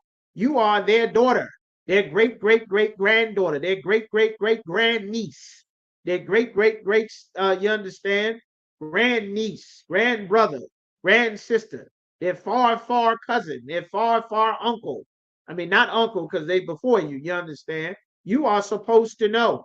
It is the heritage of your family, just like you are Jenkins, and you know great grandma Jenkins' secret potato salad recipe, and you know that roast beef recipe that great great granny, what's her name, taught you, and you know the taco recipe and the special sauce and seasoning recipe that old mama, whoever taught you, and abuela taught you. It's your recipe. It's your family custom to know these things. You understand? Like this is your heritage. This is who you really are. You understand? This is why our people don't fit anywhere else. All right. So let's get some more. 2 Thessalonians chapter 2 and verse. We're going to start at 1. 2 Thessalonians chapter 2 and verse 1. It says, now we beseech you. Beseech means to beg or to strongly encourage you, brethren. Who is your brother? A fellow Israelite, blacks, Latinos, and Native Americans, by the coming of our Lord Yahweh Shah HaMashiach. Or in the English, you'll read Jesus Christ. By the gathering together unto him. We are here in the UPK to gather together unto Christ. Everybody else is gathering somewhere else. If you are not in the ISUPK, you are not gathering to Christ. That's why Commander General Yahana has been saying for years, all camps are to return to the original school. You are not authorized to teach the Bible. Not a church, a preacher, a deacon, an elder, an imam, a fake Israelite, the baby doll tassels on your t-shirts. The Lord is getting ready to send the death angel through the earth. And that death angel has instructions. And when he gets sent with those instructions, your intentions won't matter in that day. What you thought and hoped will not matter in that day. That's why the Lord sent the prophets to warn everybody beforehand, because destruction is coming near because the return of Christ is coming soon. You understand? Don't look for a date in a calendar. Don't put it on your calendar thinking that Christ will be here Tuesday and none of that. That's not what it's saying. The scriptures say no man knows the hour, nor the day, nor the time. I'm paraphrasing, when the Most High will give Christ the order to come back with the angels. But you are supposed to know and be prepared for it because it's your heritage. It's who you are. It's why you have the Father that you have. It's your identity. You're an Israelite. You understand? So it says, the coming of Christ, that ye be not soon shaken in mind, because things are getting ready to happen that you are going to see, brother, that you are going to see with your own eyes, sister, that they are going to shake the average person who thought life was going to be fine. As long as I get to vote, I live life my way, I stay out the way, I do me, you do you, I live my truth, you live your truth, we all do everything our own special way. I got personal relationship with God. We believe in our own personal ways. As long as I do right by everybody, karma gonna look out for me. The universe knows my whatever. All of that is gonna get you killed. All of it. You understand? The Lord getting ready to turn the temperature up in this place like an oven. It's already 1,000 degrees every damn day. It was 115 degrees yesterday in Richmond. 115. It's a heat wave from Florida all the way up until Europe, all the way across the ocean. Everything is burning the hell up. You understand? So this is what the scripture is saying, that ye be not soon shaken in mind or troubled. Don't let this trouble you, neither by spirit. Don't let it trouble your spirit. And that's an important thing about you coming into the truth, brothers and sisters, because there's a lot of things that is going to trouble the average brother and sister. Once the Lord start unaliving everybody and you start seeing more and more people die that you didn't used to get to see people die, that's going to be very troubling. You understand? The average brother and sister, depending on if you're not from a very high impoverished community that's full of homicides, the average brother and sister is not used to seeing people be killed or seeing bodies everywhere. You understand? The Lord said he's sending race war, world war, civil war, and nuclear war. That's leading up to the return of Christ. So the Lord is saying these things that your spirit be not troubled, because what is about to happen, the Lord is going to trouble the world. But you are not in the world, so you should not be troubled by it. You might need to take a moment, take a breath, like, listen, I know this was going to happen. The Lord said this was going to happen. This is what I've been learning. This is why we live in my life. We live this way according to keeping the Lord's commandments. The Lord going to be with me, even if the Lord is not with everybody else, because we obeying what the Lord said to do, and we in the truth, we in the UPK.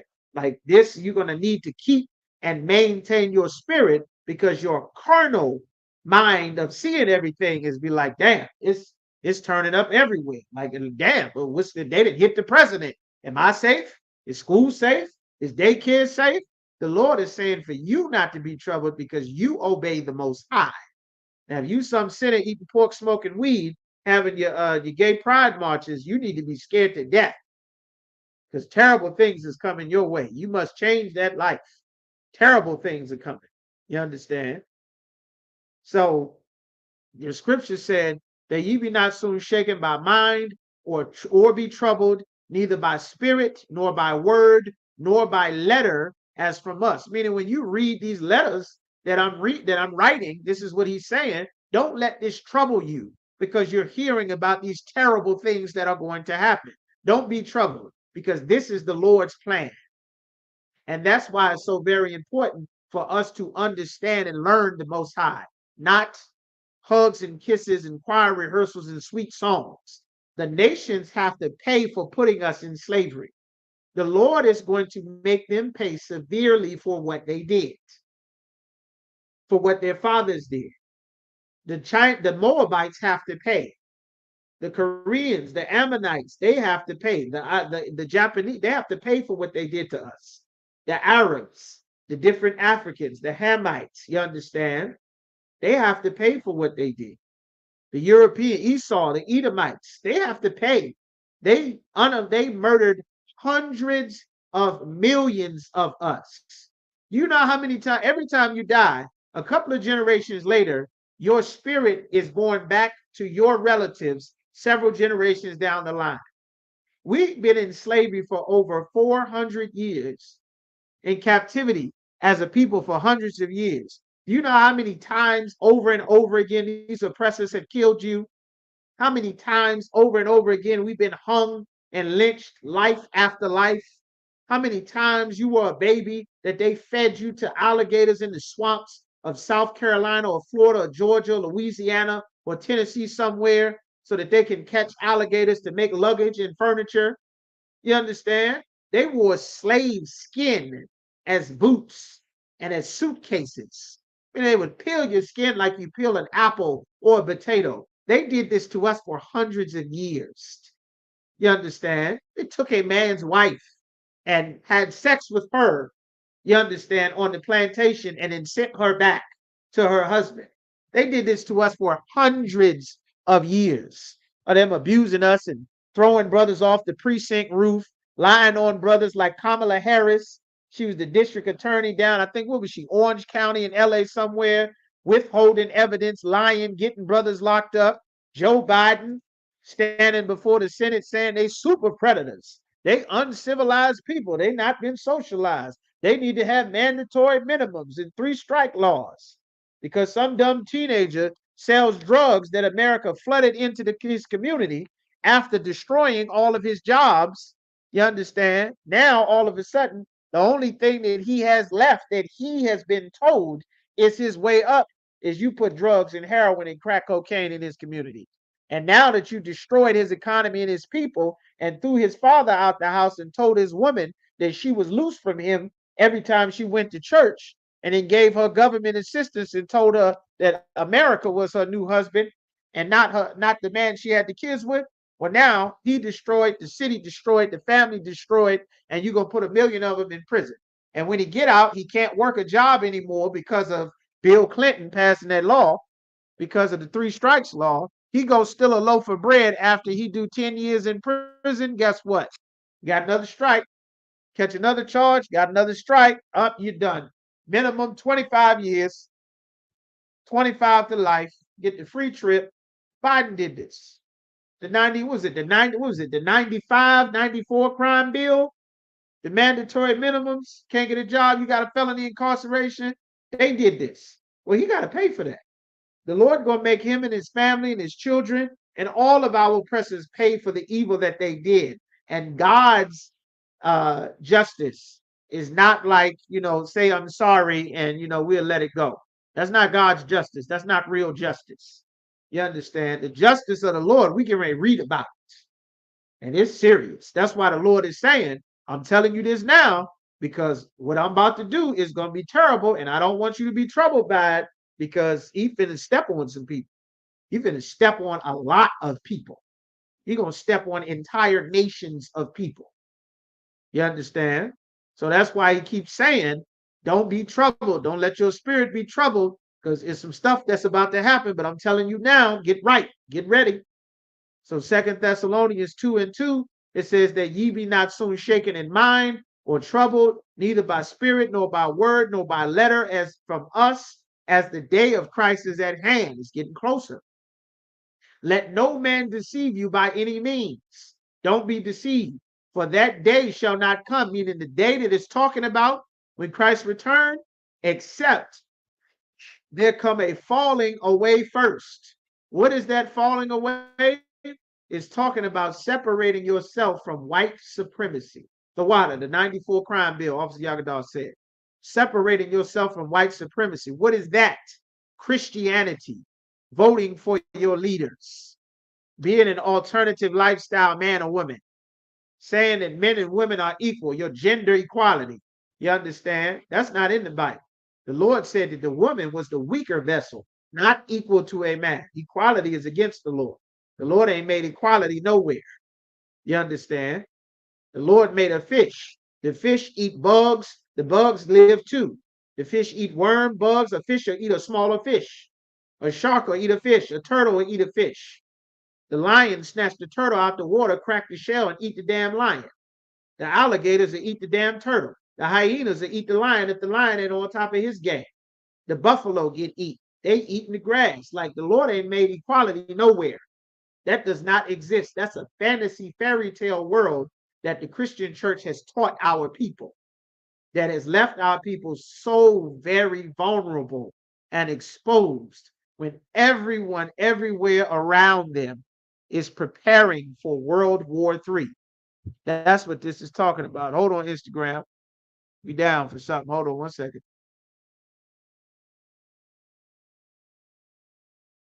What happened there? Something up.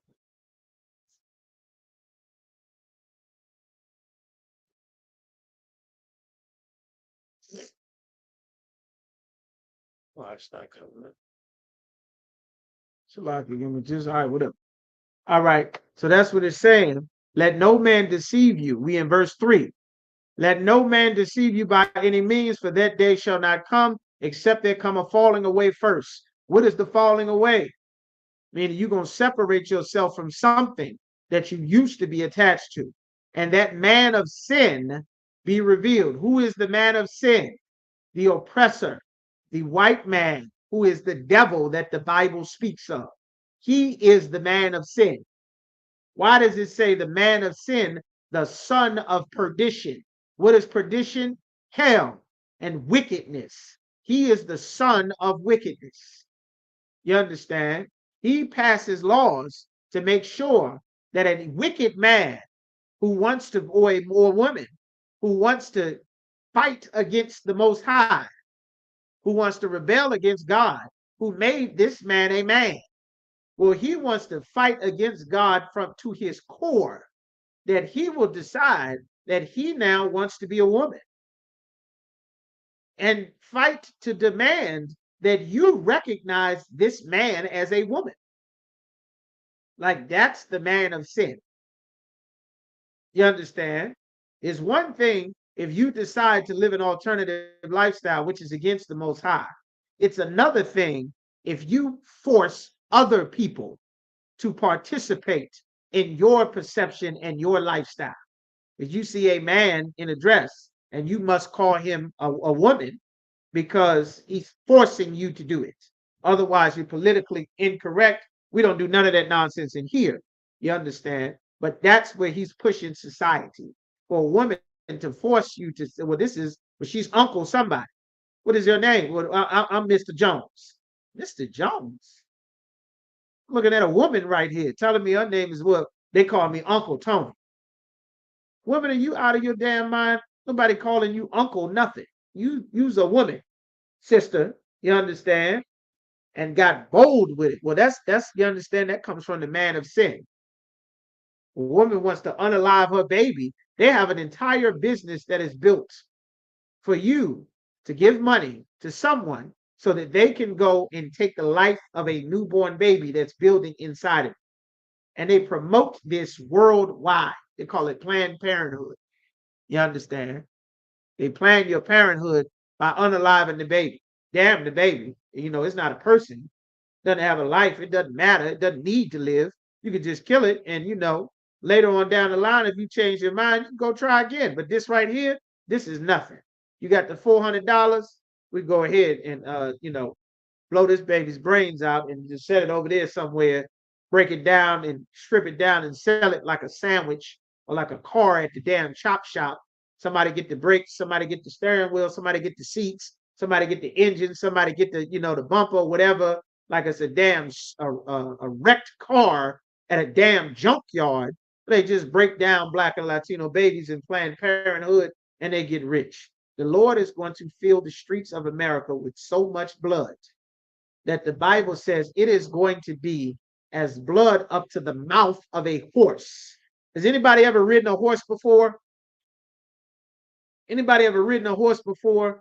The average horse is pretty tall, maybe 6 feet, something like that. You up on top of the horse, maybe 8 feet in the air, something like that. Well, imagine the mouth of the horse is 6 feet from his shoulders. The mouth of the horse is probably about 5 feet something in the air. 5 feet 8, 5'7" in the air. Imagine that it's such a high volume of blood in the city. You walk out the door where you are, and it's so much blood in one place that it's blood about 5 feet by volume throughout the damn city, up in the air, up to a horse's mouth. That's what the Bible describes when Christ returns. You understand? Getting up to the return of Christ. It's getting ready to be terrible. And that's why he wrote this in advance to say, listen, some stuff about to happen, but don't be troubled. All right? Don't be troubled. All right? It says that the man of sin be revealed, the son of perdition, who opposeth and exalteth himself above all that is called God, meaning he opposes God. God said marriage is between a man and a woman. He said 2 men can get married, 2 women can get married. You want to get some paper, they're working on now trying to have sex with children and call that marriage. You want to marry your dog, they'll call that marriage. You want to marry your blow-up doll, go get you a blow-up doll, you call that marriage. Elon Musk is working on a female robot. I lie to you not. There's a female robot. Elon Musk is, you understand? Let me get a picture of that so y'all can see this. Elon Musk and female robot. When the Lord called the oppressor the devil that the Bible speaks of, like the Lord says it for a reason. And the Christian church is so evil to make you think that you in your mind, because of your pastor, believe that you can change what God is saying, that what God says doesn't matter.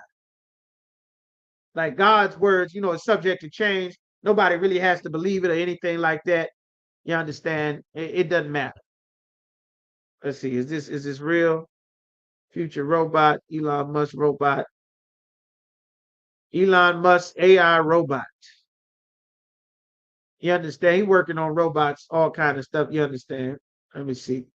Let me see if it's an actual real. It might not. We check that later. Anyway, but like the oppressor changes stuff, like a woman. Like you're going to change. God made a woman a woman.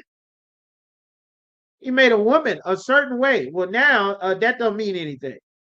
You can go and give some money to a doctor and get a surgery. And if you want to be a man, you want to be a woman, you a man, they'll take you to a doctor, and the doctor will take a surgical tools and cut your rod off and then fold it inside out like a damn banana and pretend like you a woman born with a vagina.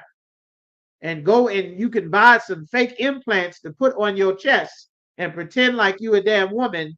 And, you could just pretend like you a woman for the rest of your life. Like he promotes this in the earth. Or you a woman like Brittany Griner, you can go pay money and have the doctors chop your breast off. So you have a flat chest to make everybody think that you're a man. They'll give you some pills so that your voice can get deep and give you some artificial testosterone and hormones so that, you'll promote yourself to be more manly, as though you're not really a woman who chopped her breast off. You understand? That despises what the Lord made you, so you decide you're going to be something else. Like they promote that in the earth. They promote violence in the earth. They promote that. All their video games are about crime and violence. Their music is about crime and violence. Their movies are about crime and violence. You understand? They promote this in the earth. The Terminator and Demolition Man and Die Hard and Lethal Weapon and Rambo and the Cowboys and Shootout at the OK Corral and the Mafia and the French Legion and the Roman Legion and the Spanish Armada, the Portuguese conquistadors, the Jesuits and the Pilgrims and the Quakers and George Washington and Adolf Hitler and Joseph Stalin and Mikhail Gorbachev. They make the AK-47, the AR-15 and Strom Ruger and Ed Browning and Remington and Smith and Wesson and Heckler and Koch and Kalashnikov and the bombs and the missiles and the B-22 Raptors and the fighter jets and the Chinook helicopter and the Apache attack helicopter. They pioneer destruction and taking life in instability. They pioneer this everywhere they go. God called him the man of sin, meaning they promote and push sin everywhere. They promote wickedness everywhere. They instigate a beef between you and your brother so that you and your brother can fight to the death, and then he can come and buy your family's land for pennies on the dollar. He sell one brother a rifle, one brother band-aids. The brother who get the rifles don't want to do it no more. He go and sell the other brother he gave band-aids rifles. You understand? He overthrows governments, destabilizes groups. You know how ISIS got formed and Al Qaeda got formed? The United States funded them, gave them training and weapons and missiles. Bin Laden was, you understand, he was trained by the CIA. The drug cartels, the Medellin cartel down in Colombia, the white man made that cartel. He gave them United States military weapons. He gave them military training on espionage and jungle warfare. He did that. That comes from the oppressor. All the civil wars in Latin America. America did all of that. The oppressor did these things. God called him the man of sin, who opposeth and exalteth himself above all that is called God. Everything that God created, he want to fight against God. The Bible says that God is a black man in heaven in a white garment sitting on a chair made of fire. That's in Daniel chapter 7. You understand? God in the Bible, he told you the God in the Bible was a white man. A naked white man floating on a cloud, touching fingers to a smaller naked white man. You understand? Adam and God. That's what he said. The Lord said you're not supposed to bow down to a statue or a graven image. The largest church in all the world is the Roman Catholic Church. That's the originator of Christianity. Nothing but statues and idols and St. Peter and St. Andrew and the Virgin Mary and Bartholomew. Everybody in the Bible was black and Latino and Native American. All black people. Everybody you've ever met and learned about the Bible has always been white people. That's against God. That being an oppressor, being a white man is a curse from God. It's a punishment for being the murderer on the earth. God did that. He did that in the book of Genesis so that you can tell who the people were that were wanted criminals all over the earth. He set a mark on Cain so that everyone who found him knew that this man had a mark of a murderer. That came from God. God did that. You understand? Well, the oppressor opposes God and he's going to make himself God. So, or that he is worshipped. So when you think about God, you think about a white man. You don't think about God in the Bible. So that he, as God, meaning he portray himself, God, as a white man, as an oppressor, sitteth in the temple of God, showing himself that he is God, meaning he looking at himself in a picture of an image that he made of himself, saying, well, this is God right here. This is God. See, that's God, y'all. It's God. You see God? Hallelujah. You see God? He made himself God. You understand? God and Adam. Get this. So everybody see this. He made himself to appear as God. Let me share this with y'all. This is what the Bible is talking about. This is what the Bible has been talking about. This has been in the Bible for thousands of years. Thousands of years this has been in the Bible. Look at this. God, the Most High and Adam. This image right here, all your life you've seen this image right here. You've seen pictures and images of God. You got two fingers touching. You got a naked man and another naked man touching fingers. All this finger touching stuff. All this right here. This is what they've shown the world is God. You open the Bible, God is a black man with an afro on his head, sitting on a chair made of fire with four of the most terrifying beasts in all of human history sitting on all four sides of his throne, covered in eyes with gigantic wings, shouting, holy, Quadash, Quadash, Quadash, with lightnings and thunder and fire, terrifying. You understand? Jump out of your skin, panic attack, heart attack, faint, piss your pants, terrifying. That's God in the Bible. This is what you've been taught as God your whole life. This is what your mama, this is what you're praying to. This is what our people believe in. This is what all our Latino brothers and sisters is believing and praying to, thinking that's God.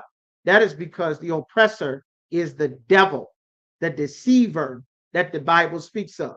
That's when it says showing himself that he's God, meaning you think he's God when you see that. You understand?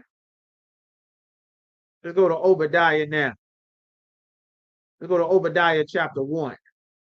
Let's get some more. The Lord is talking about Obadiah chapter 1 and verse 1.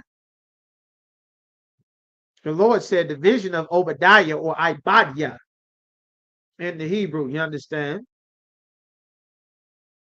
Thus saith the Most High Power concerning Edom.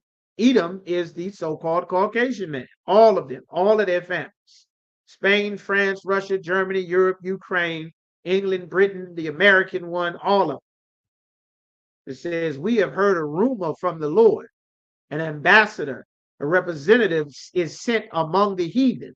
Arise ye, let us rise up against her in battle. And that's what's getting ready to happen. Everybody getting ready to rise up against Esau in battle. Behold, I have made thee small amongst the heathen. Thou art greatly despised. Everybody despising Esau right now. The pride of your heart the pride of thy heart have deceived thee. You imagine how proud you have to be to go and pretend to be somebody, to pretend to be God. You meaning you know this isn't you. You know this isn't your land. You know that your forefathers unalived hundreds of millions of people to steal this land, and then you say, God then blessed us. God bless America. God bless America from sea to shining sea, and I'm proud to stand up, and God bless the USA. Imagine how proud you have to be to go and take somebody's life and then move your family into that land and say, see, God has blessed me with this land. Who is God? Me. I'm also God. Like, that's pride. That's why the Lord is giving and sending terrible things on our oppressors. He said, the pride of thy heart hath deceived thee, thou that dwellest in the clefts of the rock. The cleft of the rock. A cleft is like an indentation or parting. A cleft of the rock is the caves.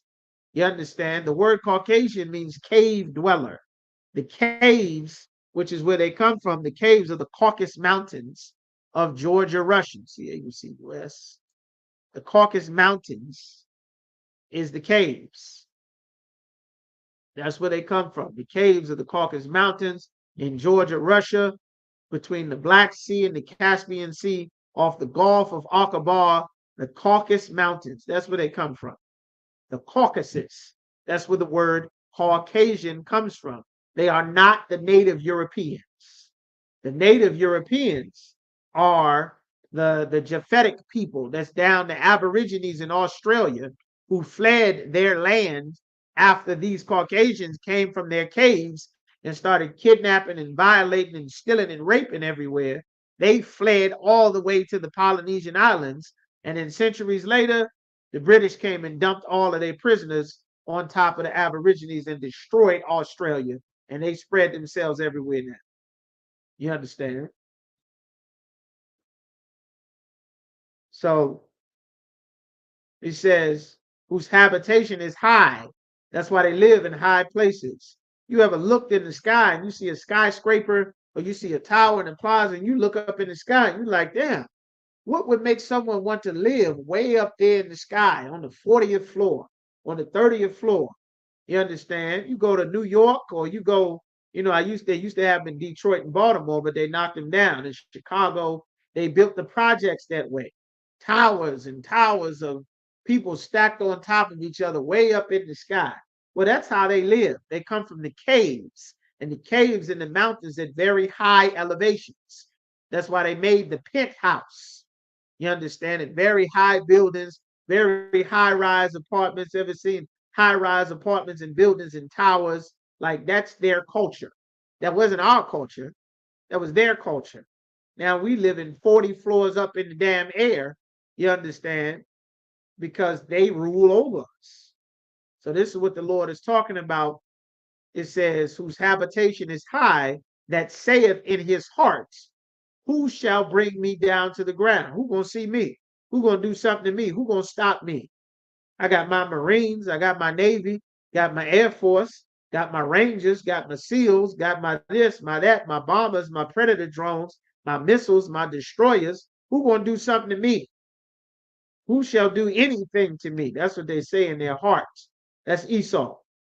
And the Lord said, though thou exaltest thyself as the eagle. Why does it say as the eagle? Because the eagle is the top predatory bird, you understand, on the planet. And the eagle is the symbol for all of Esau.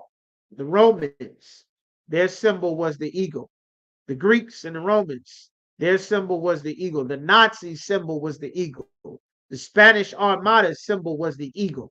The French was the eagle. The United States of America, the great seal on your dollar is the eagle. You understand? Why? Because it's biblical prophecy. You understand? Just so you can get this, get some images, just so that you can see it. This was the symbol of Rome, the Roman eagle, the golden Roman eagle. It was the symbol of Rome. Rome had an eagle. You understand? Now Spain had an eagle. Spain, they got an eagle on their flag. Spain eagle flag. They got an eagle. This is Spain's symbol. There go another eagle right here. The Third Reich symbol. You understand? Nazi eagle. Nazi eagle flag. See this here? We got Germany, Germany eagle. Eagles for Germany. The Nazi flag. This the SS right here. This the Nazi symbol with an eagle on top of it. You understand? So when the Bible is saying these things, these are biblical prophecies that the spirit of these people who came much later than the biblical prophecies, this was talking about their spirits. This is the French imperial eagle, the imperial eagle of the French. You see, the French coat of arms got the eagle on it. And you got America, the great seal of America. The great seal of the United States. What's the great seal? What is it? An eagle right here. So when you read the Bible and you see these things that it's talking about, this is not stuff that we are making up. You can look and see that the oppressor's symbol for all of his empires has been the eagle. Even the ones that beef with each other, they still had the eagle, because this is who the Bible has been talking about the entire time. When they were the Greeks, when they were the Romans, when they were the French, when they were the Dutch, the Germans, the Nazis, the Stalin, the Hitler, all of these people, they still keep their customs. A nation does not change. You think people change because your people have been in captivity. We don't understand the real world. That's why you got to come into the truth, so that the Lord can raise you in the real world to really understand how things work. The Lord said, though thou exaltest thyself as the eagle, and though thou set thy nest among the stars. What is the nest amongst the stars? Who knows? Who knows what the nest amongst the stars is? What is a nest, first of all? You understand? What's a nest? These brothers and sisters in here, y'all tell me, what is a nest? What is a nest? The scripture said these people set their nest amongst the stars. What's a nest? What does that even mean? What's the Bible talking about right now? There you go.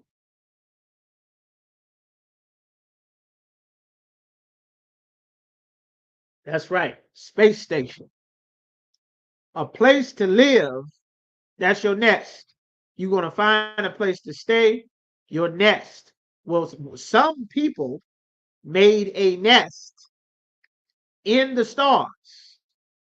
You're not supposed to be in the stars. They made a nest in the stars. This is the International Space Station.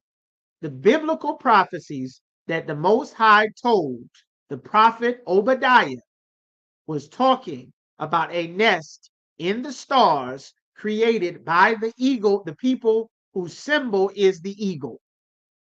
And here's the International Space Station. Like that is biblical prophecies. The Bible prophesied this long before they made an international space station. You understand? Think of the audacity you have to decide to leave your planet. Like, who gave you permission to leave the damn planet? Who told you that you're supposed to leave the planet? Who told you that? Who gave you permission to go out of space?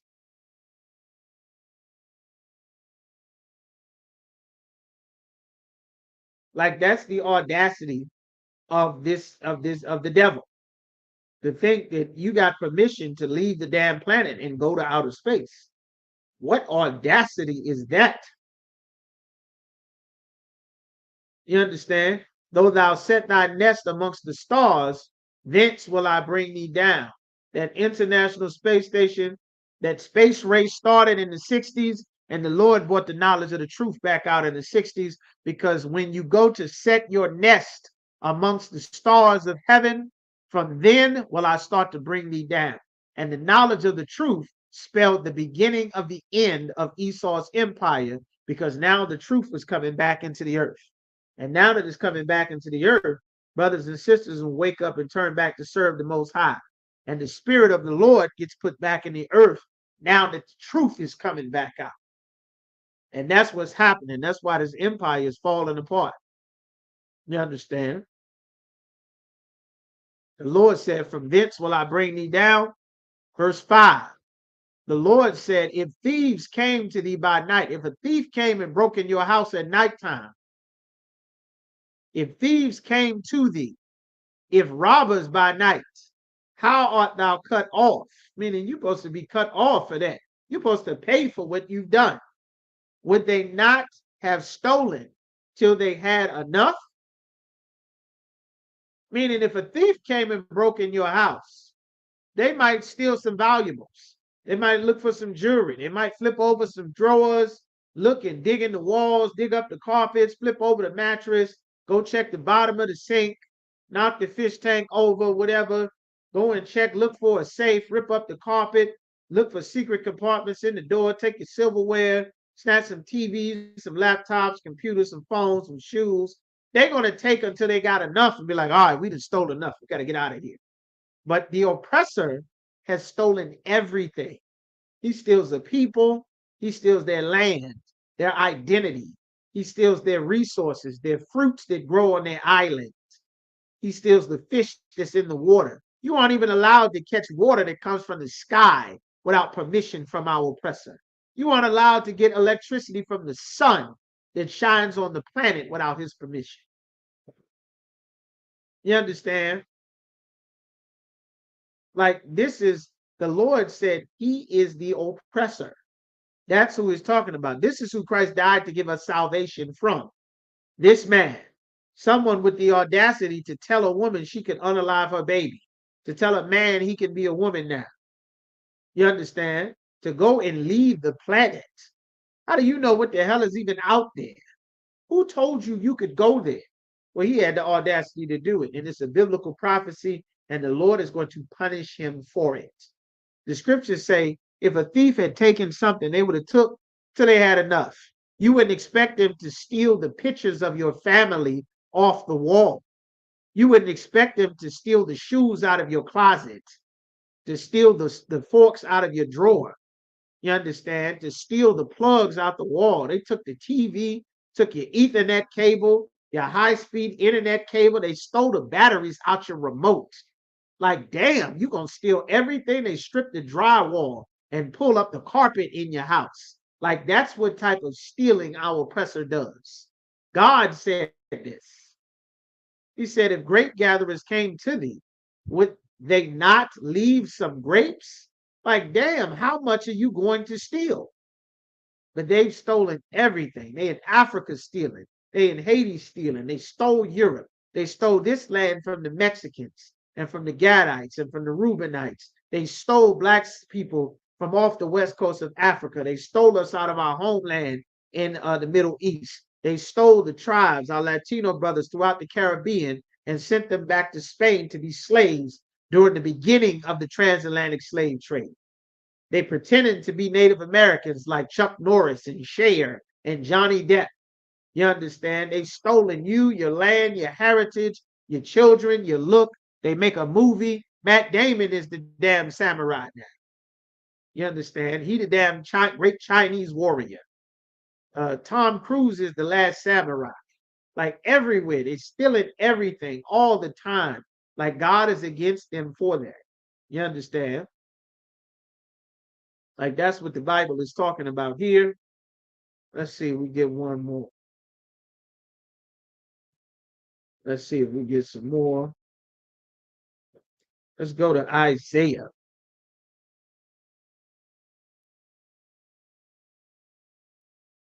We got time. Isaiah chapter 14 again. All right. Isaiah chapter 14. When the Lord says in Isaiah 14:1, for the Lord will have mercy on Jacob. The Lord will have mercy on the children of Israel and will yet choose Israel, choose these 12 tribes. We are his chosen people and set them in their own land, like we are going to be set in our land. That's why we rehearsing our culture and our heritage now, because we will not be in this land forever.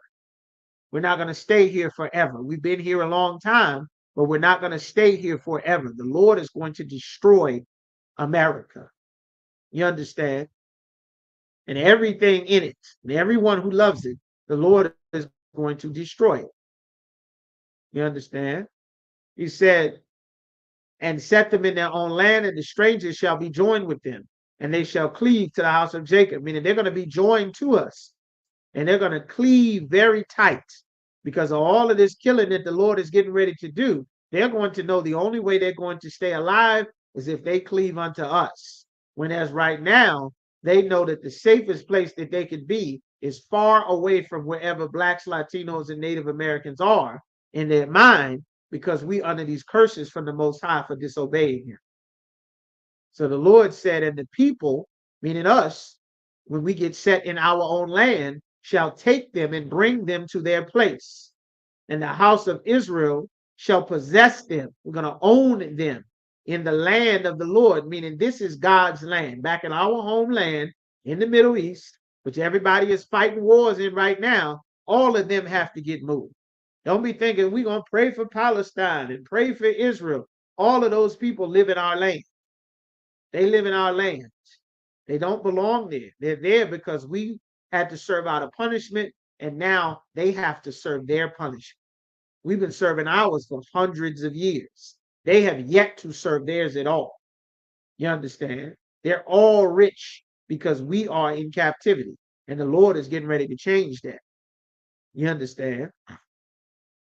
He said, we shall possess them in the land of the Lord for servants and handmaids, and they shall take them captives, whose captives they were, and they shall rule over their oppressors. There's no equality in here. We're not equal right now. We're in captivity under them. They will be in captivity under us. They will pick our cotton and work in our fields and clean our houses and build our roads and streets and cities, and they'll work long hours away from their families while we get to go to sleep. They will work for us. We will reap all the benefits, and all of everything that they work for will 100% go to benefit us and build up our kingdom, because they have to pay for what they did against our people, what they did against the children of God. God is going to make them pay. You understand? And it shall come to pass in that day that the Lord shall give thee rest from thy sorrow and from thy fear and from thy hard bondage wherein thou was made to serve. You understand? They shall take up this proverb against the king of Babylon. America is Babylon. Babylon was the place where all people came together to get one identity.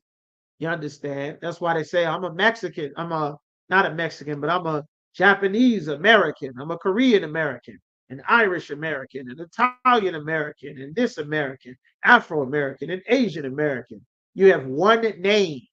Remember, we read Genesis, the 10th chapter, and when everybody said we have one name and one language, and then they built a tower up to heaven to fight against the Most High. Well, guess what?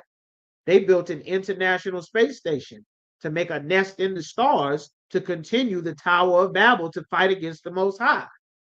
The Lord separated everybody. They made an international meeting. Every nation comes here. Space station. Well, that's against the Lord. The Lord gonna fight them for that. They're gonna pay for that. You understand? It says the king of Babylon and say, how hath the oppressor ceased? The golden city ceased.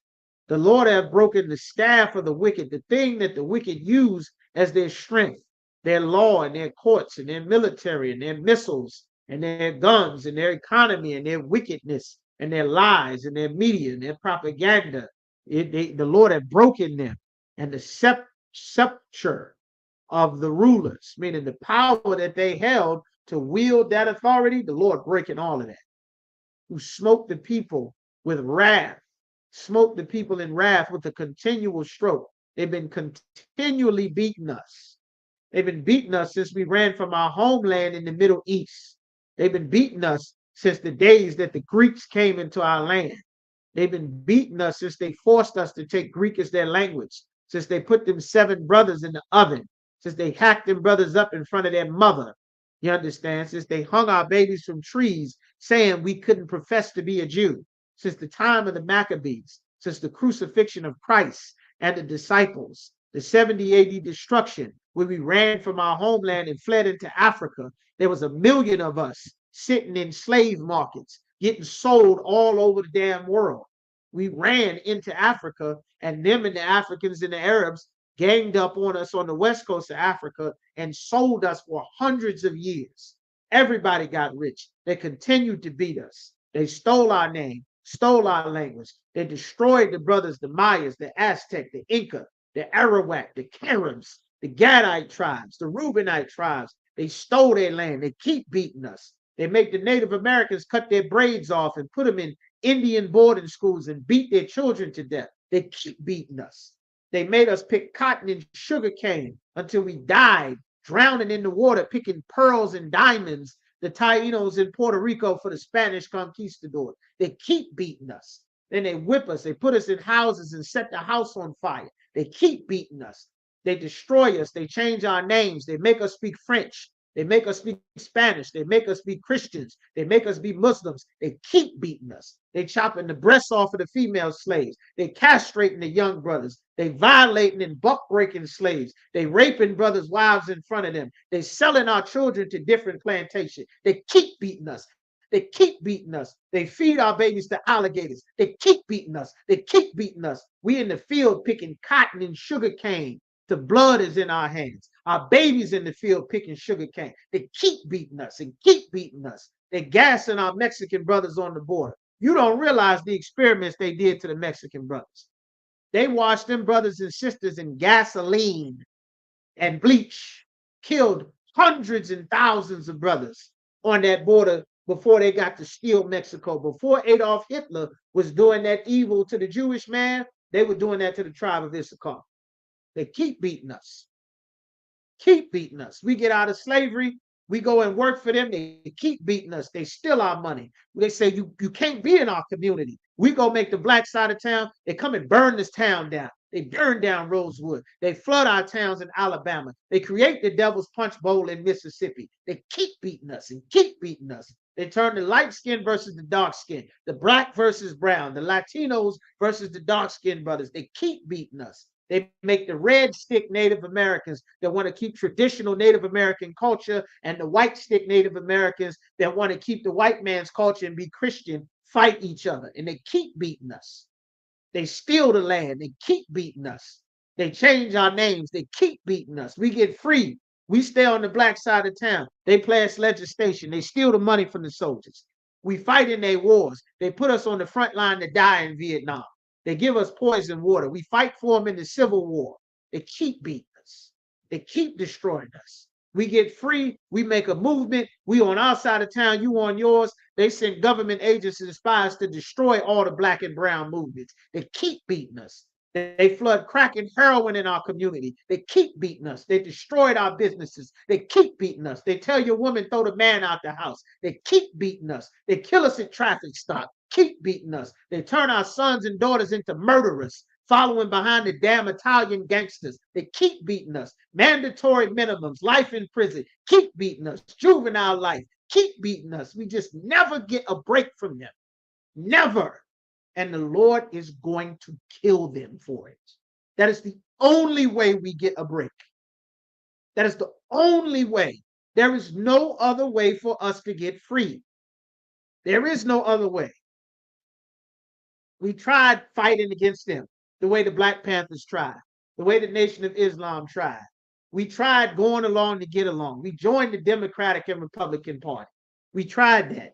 We went to the military. We sold dopes. We wiped out all of our Black businesses, all of our Negro Leagues hockey, Negro Leagues baseball, Negro Leagues football, Negro Leagues basketball. We got rid of everything that displeased them and joined them. And then they say, you ain't even allowed to read a book, Kyrie Irving.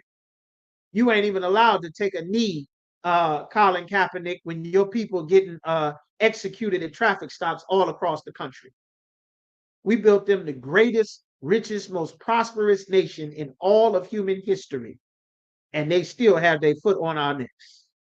And Donald Trump looking like he get ready to be the president again, to continue to stand on top of us with both feet, jumping up and down with his racism and his hate-filled rhetoric against Blacks and Latinos. The Lord getting ready to fill this place with so much blood and so much sorrow and so much panic and so much fear and so much plagues. The Lord said it's going to be as if the sky was darkened during the daytime.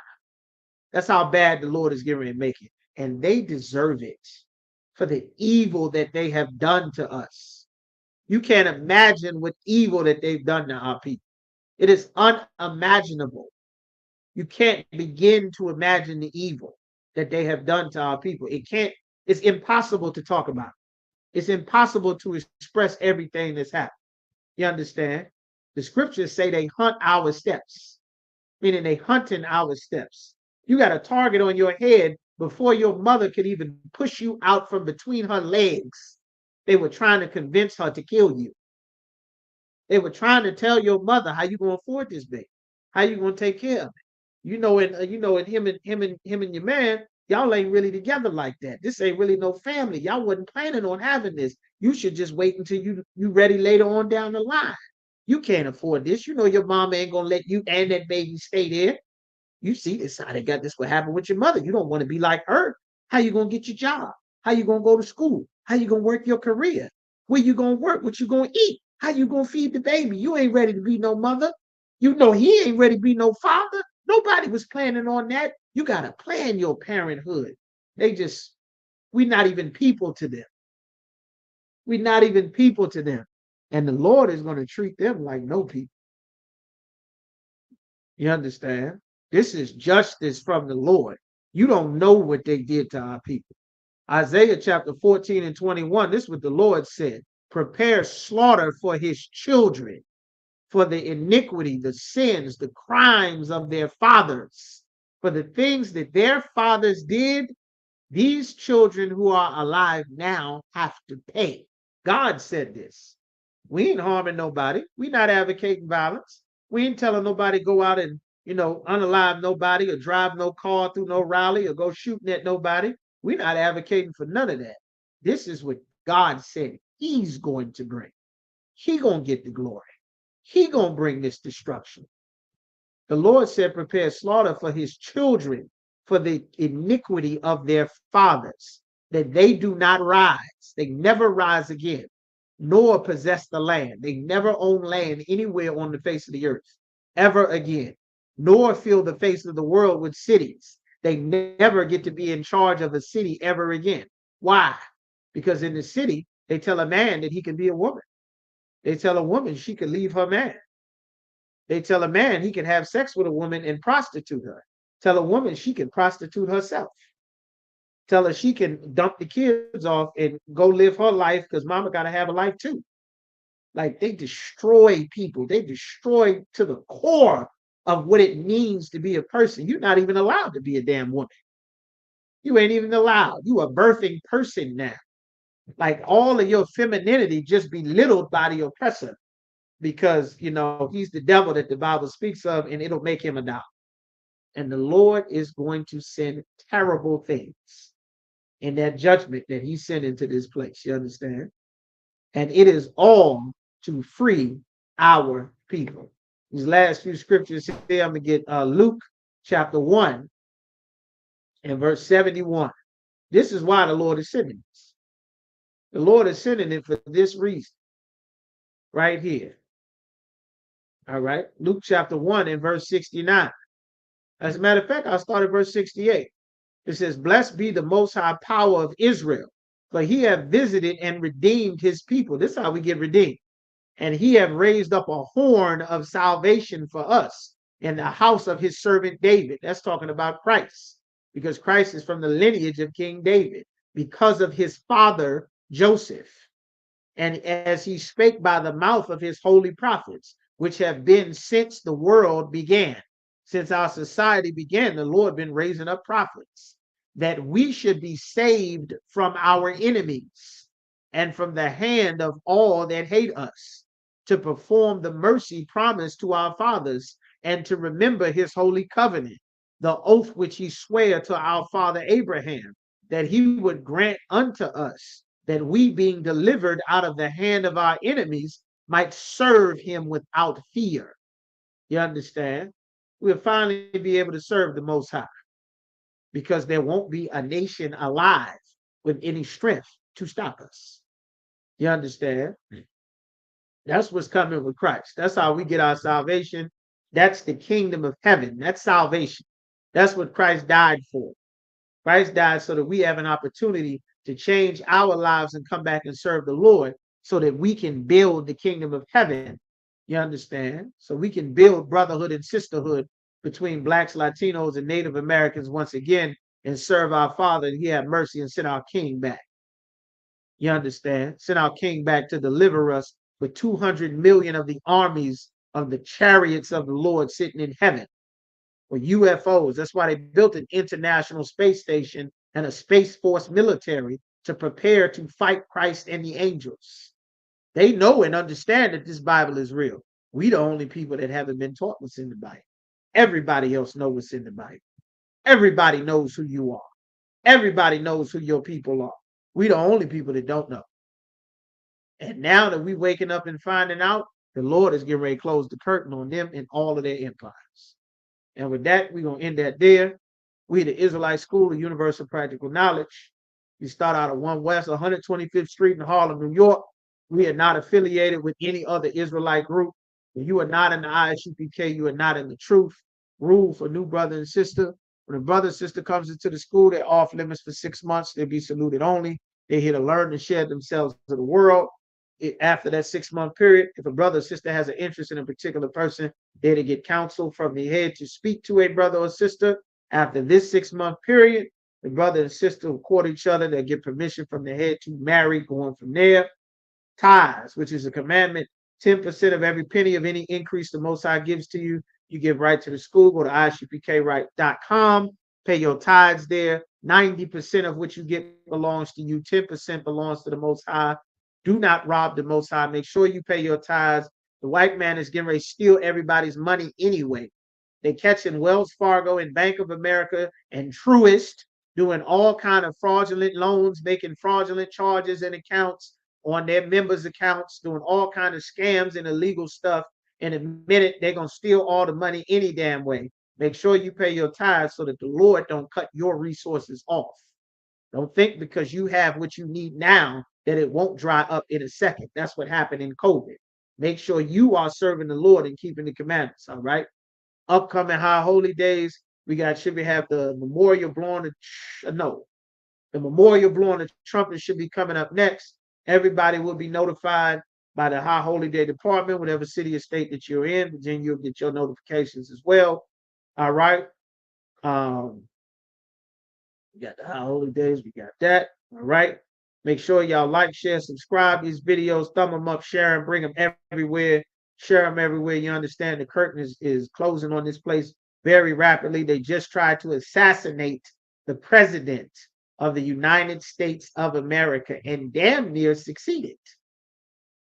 If there wasn't just a slight bit of wind and he didn't turn his head a few seconds sooner, or if he happened to turn his face the other way, that thing that nicked his ear would have nicked straight through his face. You understand? On live broadcast television, this is the president of the strongest nation ever in the history of all recorded humankind. And they almost assassinated him in broad daylight. You understand? Like the Lord say, I kill and I make alive. I make peace and I create evil. And there is none that can deliver from my hand. Nobody. You understand? And lastly, any brother wants to become a trooper in the school, be in all black, black boots, shirt, pants, headband, war scarf. Make sure you contact the ISUPK school in whatever city or state that you are in. You understand? Sisters cannot be a trooper, but you still need to make sure you contact the ISUPK school wherever you are.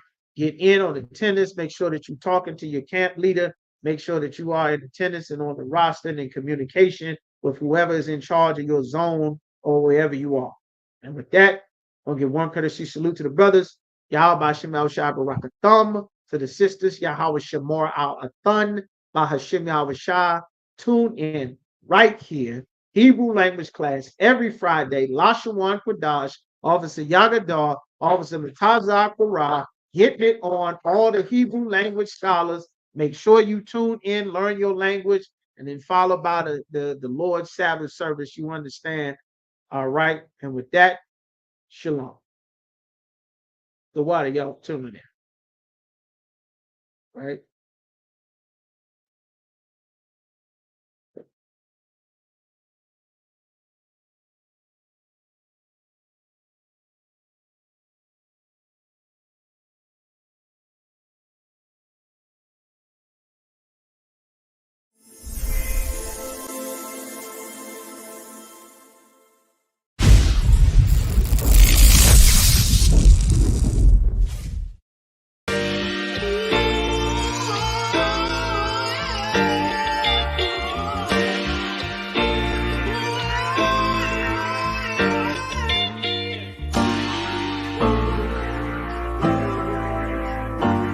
Talk to me.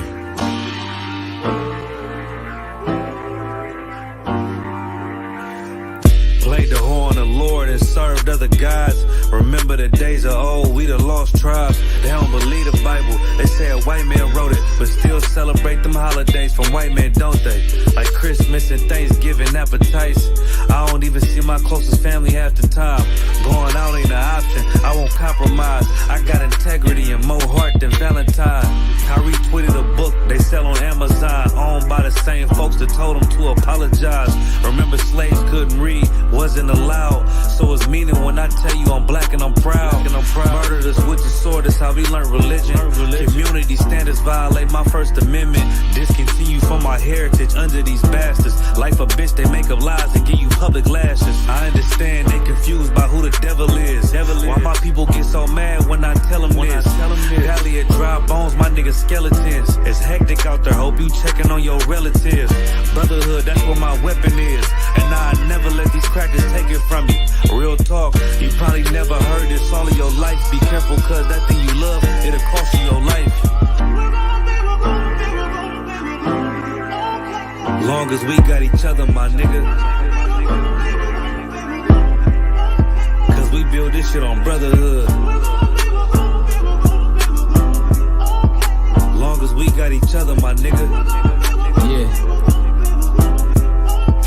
We build this shit. Nigga, I done lost family, I done lost friends. Day one, niggas thought was riding to the end. Still showed up, put in that work.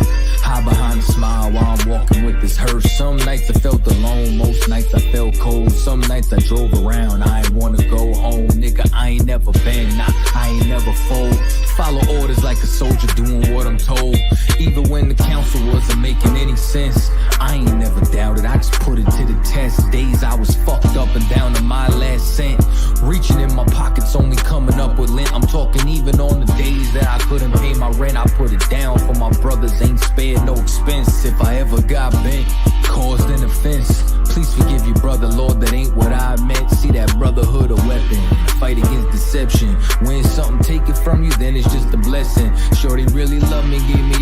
she got. And I'm sorry, baby girl, if I ever broke your heart, man. Mistakes that I made, don't know if they'll fade. Moving with a heavy heart, living with the pain. Take away the shame, wash away the stain. Praying to the Lord for the days that I was Cain. Sheesh. Long as we got each other, my nigga. Cause we build this shit on brotherhood.